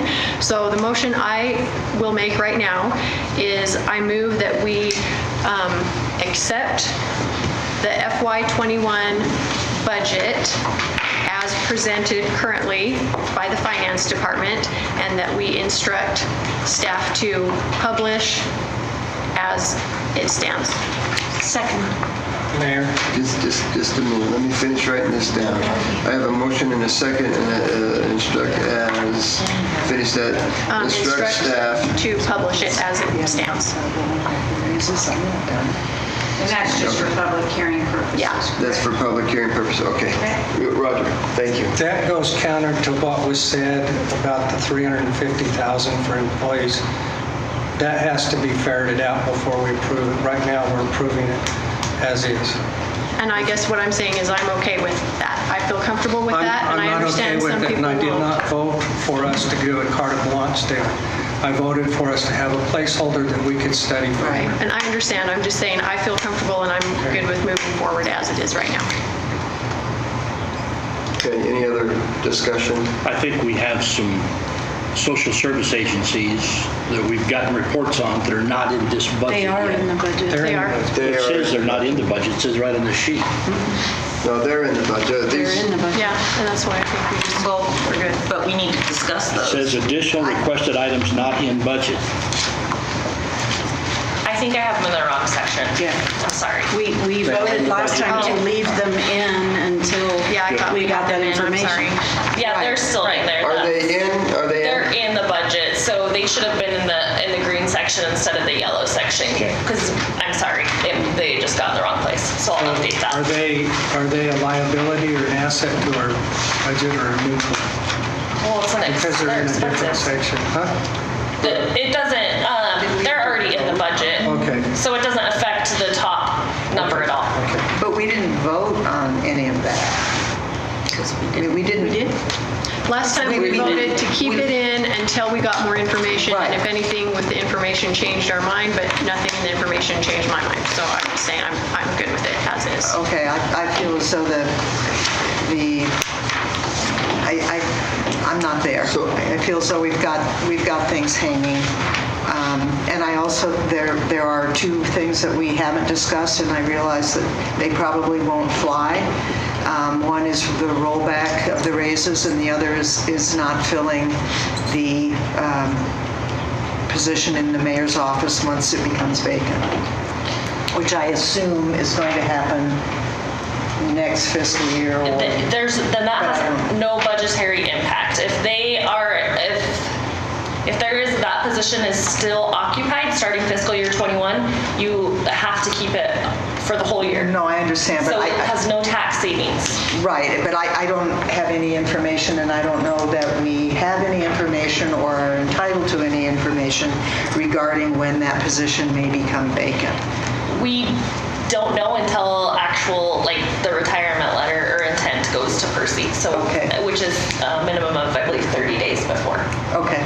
So it could potentially not happen for 5 years. Right, So- or it might, and then we haven't, and I realize this is not going to be popular, but we also have had no discussion about the raises. The council and mayor raises can only be discussed every other year during an election year. Okay, great. So it's by ordinance, and so we can't act on that anyway until next year. That's what I wondered, so I'll put it on my list for next year. Sure. So, okay. So I have a motion on the floor to submit this for publication as presented as presented. Is that right? Yep. Okay. With that, Ruth, could you please call the roll? Adamson? Yes. Lurick? Yes. Bray? No, because the $350,000 is subject to review and is block set. Cheatham?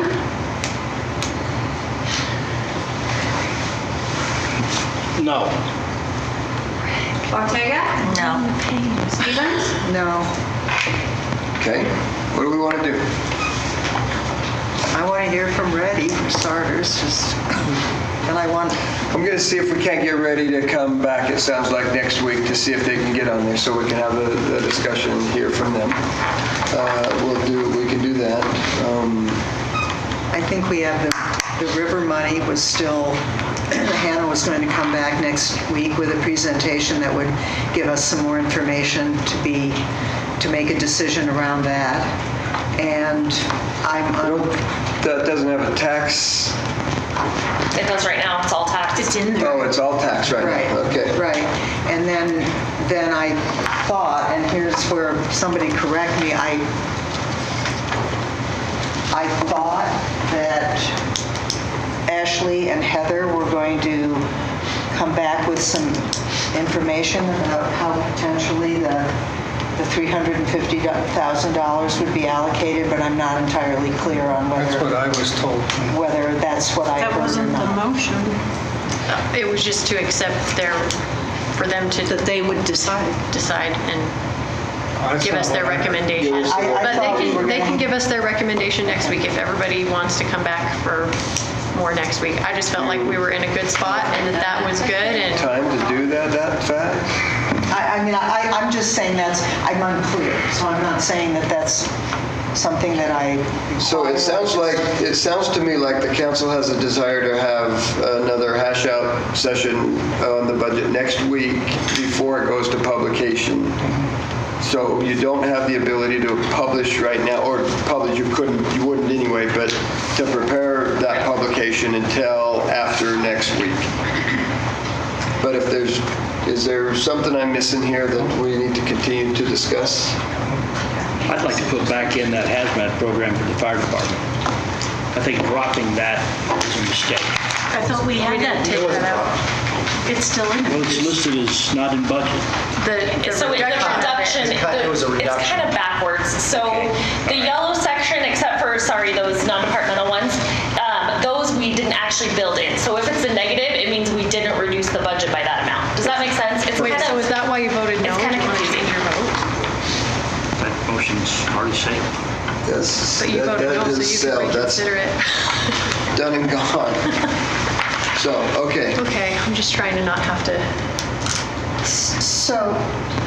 So with that, then, it sounds like we're going to be back here next week having the discussion after our study session.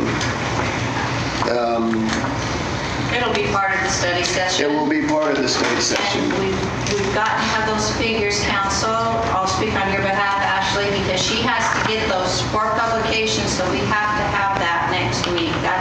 We are under the wire now. We have no wiggle room whatsoever. Next week, yeah, we've got to have the numbers so we can publish by the 17th. Quick question for the council that I have, and maybe we answered it and I've just already forgotten, but we did, the state program, we voted on participating in the state program. There's my motion right there. Okay. Never mind. Yes, Chris. I have a question and then a comment.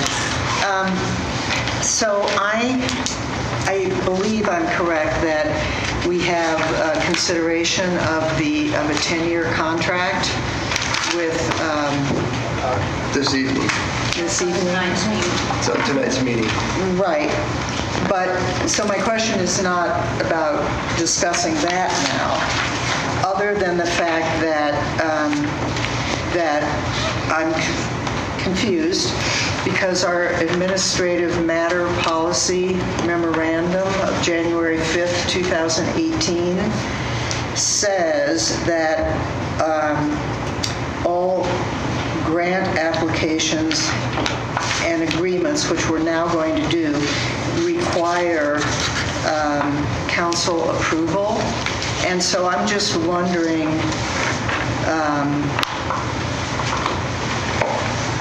I'm just wondering if we have other agreements out there that have not been addressed according to this policy, So like what the council wanted to do there, when we go through the budget, we prepare and we allocate the money for that to happen. And that what the council was saying is we keep seeing these coming back and coming back and coming back, and instead of doing that, there needs to be an administrative way. We've already approved it in the budget, let's just get it done so that it doesn't have to come back in front. And so that is what that was. All of the grants that are over and above that need to come in front of the council to get permission to apply for the grant and then also accept the grant.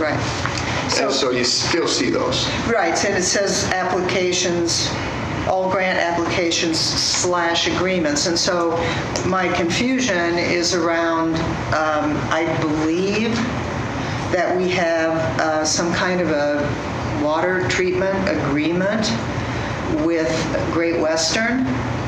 And I'm just wondering how we got there, and because I'm not aware that council built that into a budget somewhere. I'm just confused about how that came into being with apparently without council approval. And I could just have missed it. So that was years ago, that had council approval, and then council approved it yet again during the budgeting process when they accepted the fees and all of that stuff. And so council was involved in that to where they could be. Some of that is economic development, and some of that is not out public-wide, but council was involved with that at the time. The council president was involved in that, and that's where that came from, and that's how that happened. Okay. So if there were going to be any future agreements, those would come, and is there a dollar amount? Typically what would happen would be your council president would know what that looks like. They represent the council. As we're doing economic development, the council president represents the council. The council is informed. There are some times that you can't because it goes against FCC regulations and stuff, and you can't disclose the company name, and you can't disclose some of the things that the company can't do, and so we can't. There's non-disclosure things there. But the council is typically informed on what is going on. Okay, but I'm sorry, but words, in my world, words carry meaning. And so it clearly says here council approval, and then it clearly says all grant applications / agreements. That is, council approval is very different than, I think, than what you just described, and therein lies my confusion. Council approves things when they approve the budget. Not necessarily. And then if that were true, Brian, every time we do a budget agreement where we're going to pay paving or something like that, we wouldn't be involved. No, that's not true. That's an agreement. And theoretically, you could do that. We've made the decision that we approve the budget, and then you have to approve the contracts before we do that. What's the difference in an agreement and a contract? What's the difference between an agreement and contract's legally binding? Well, so is an agreement. No, an agreement is not. Okay. In my mind, I think you've got two very different things. But the council, when it comes to Great Western, the council has approved that in their fee structure every year since. All of them are? And so that's the difference. We can have this discussion with our attorney next week. I'm just confused. I mean, when you want to, but the council, there's nothing being hidden from the council. No, I'm just confused. When it comes to Well, I'm confused by the fact that last week we were talking about the $35,000 to the senior center as part of our budget conversation, and this week it's an agenda item in the meeting? I'm The confused as to reason why. it is an agenda item in the meeting this week is because council asked to revoke that, pull that back, and put it on the next council agenda, and that was tonight's the next council agenda. So that's what we did. And I believe I read somewhere that, and if this isn't the appropriate time to discuss, just tell me, that we're talking about another 10-year contract. And so I'm still confused about why we're counseled not to do long-term contracts like that, and yet we're doing one. I'm just confused. Our attorney was here, he'd probably say we should talk Our about attorney this would tonight. absolutely say you cannot talk about that, and you should not talk about that until tonight. Fair enough. And so we can talk about that. That's what I would recommend too. Fair enough. Simply because, yeah. All right, and then my other comment, because I am supremely uncomfortable with being misunderstood, and I am also supremely comfortable with owning anything that lands on people in a way that was not my intention. And so I am going to clarify, largely for staff, department heads, but also for the public. And again, I'm confused because I think it's no secret that I'm data-driven. I've been very upfront about that.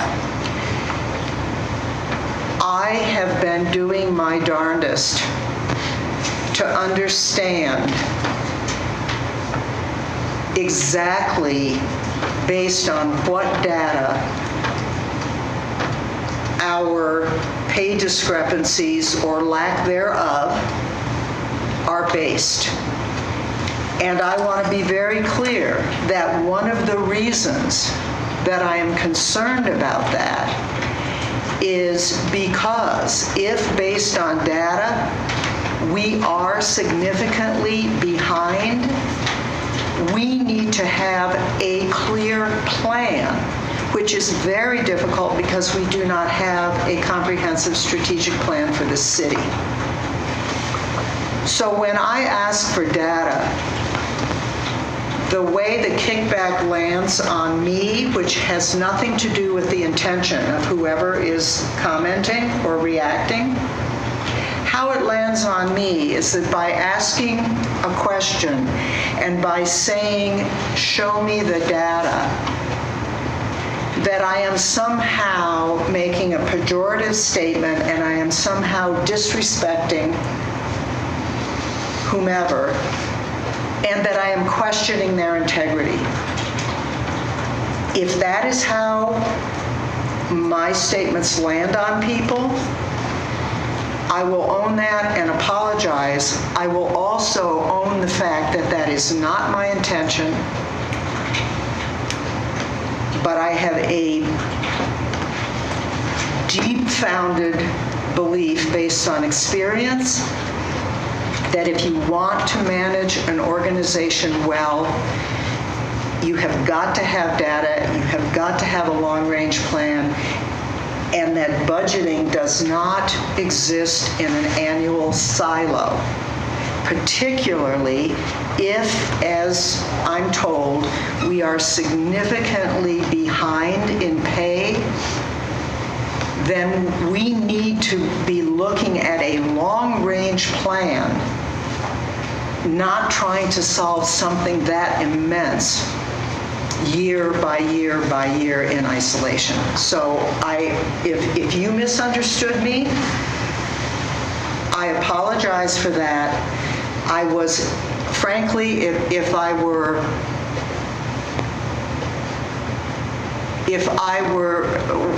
well, what I said was we failed as a city. All right? Department heads do what the city directs. That means the mayor and the council. So really, from my perspective, the fact that we don't have a strategic plan, the fact that we don't have data that demonstrates apparent, or as I say, the pay problem we have or don't have. The onus, in fact, in my view, is on us as a council and us as the administrative office of this city, which is the mayor's office. So there was no supposition on my part that department heads would be off doing this on their own, although I appreciate Chief Shy's effort. My intention is to try to deal with some very difficult, big, long-range issues that we have been, as a city, in the time that I have lived here, we keep rehashing the conversations, we keep kicking the cans down the road, and I'm concerned about that. And that includes ensuring that our people are paid well. So, Mayor, if you misunderstood me, I apologize for any part in that I played. My intention was quite different than what you heard. Okay. And Council Chair Adamson, I appreciate your efforts at peacemaking. I do. We have some different philosophies functioning on the council. That's the nature of democracy, and I understand that puts you in a bit of a hot spot, and I appreciate your integrity and your genuine efforts at creating a working environment. Thank you. Okay. Thank you very much. Mr. Mayor, can I just say one thing quickly? Go quick. I just wanted to address one point, and that's the idea that my understanding of the whole STEP program was that was a plan to address being under market and pay inequities, and it was a long-term plan to try to get employees to where they should be. And that's what we look at each year, is not that we have no plan guiding the process, but we have to make some movement in that STEP program in order to keep making progress towards where we should be. So that, to me, is the plan in terms of the pay issue. So I believe we do have that. So I just wanted to say that. Thank you very much. We're going to go ahead and adjourn this meeting, and you can continue that discussion if you'd like to, but we are adjourned. 12:22 is what my thing says. All right. Just do that.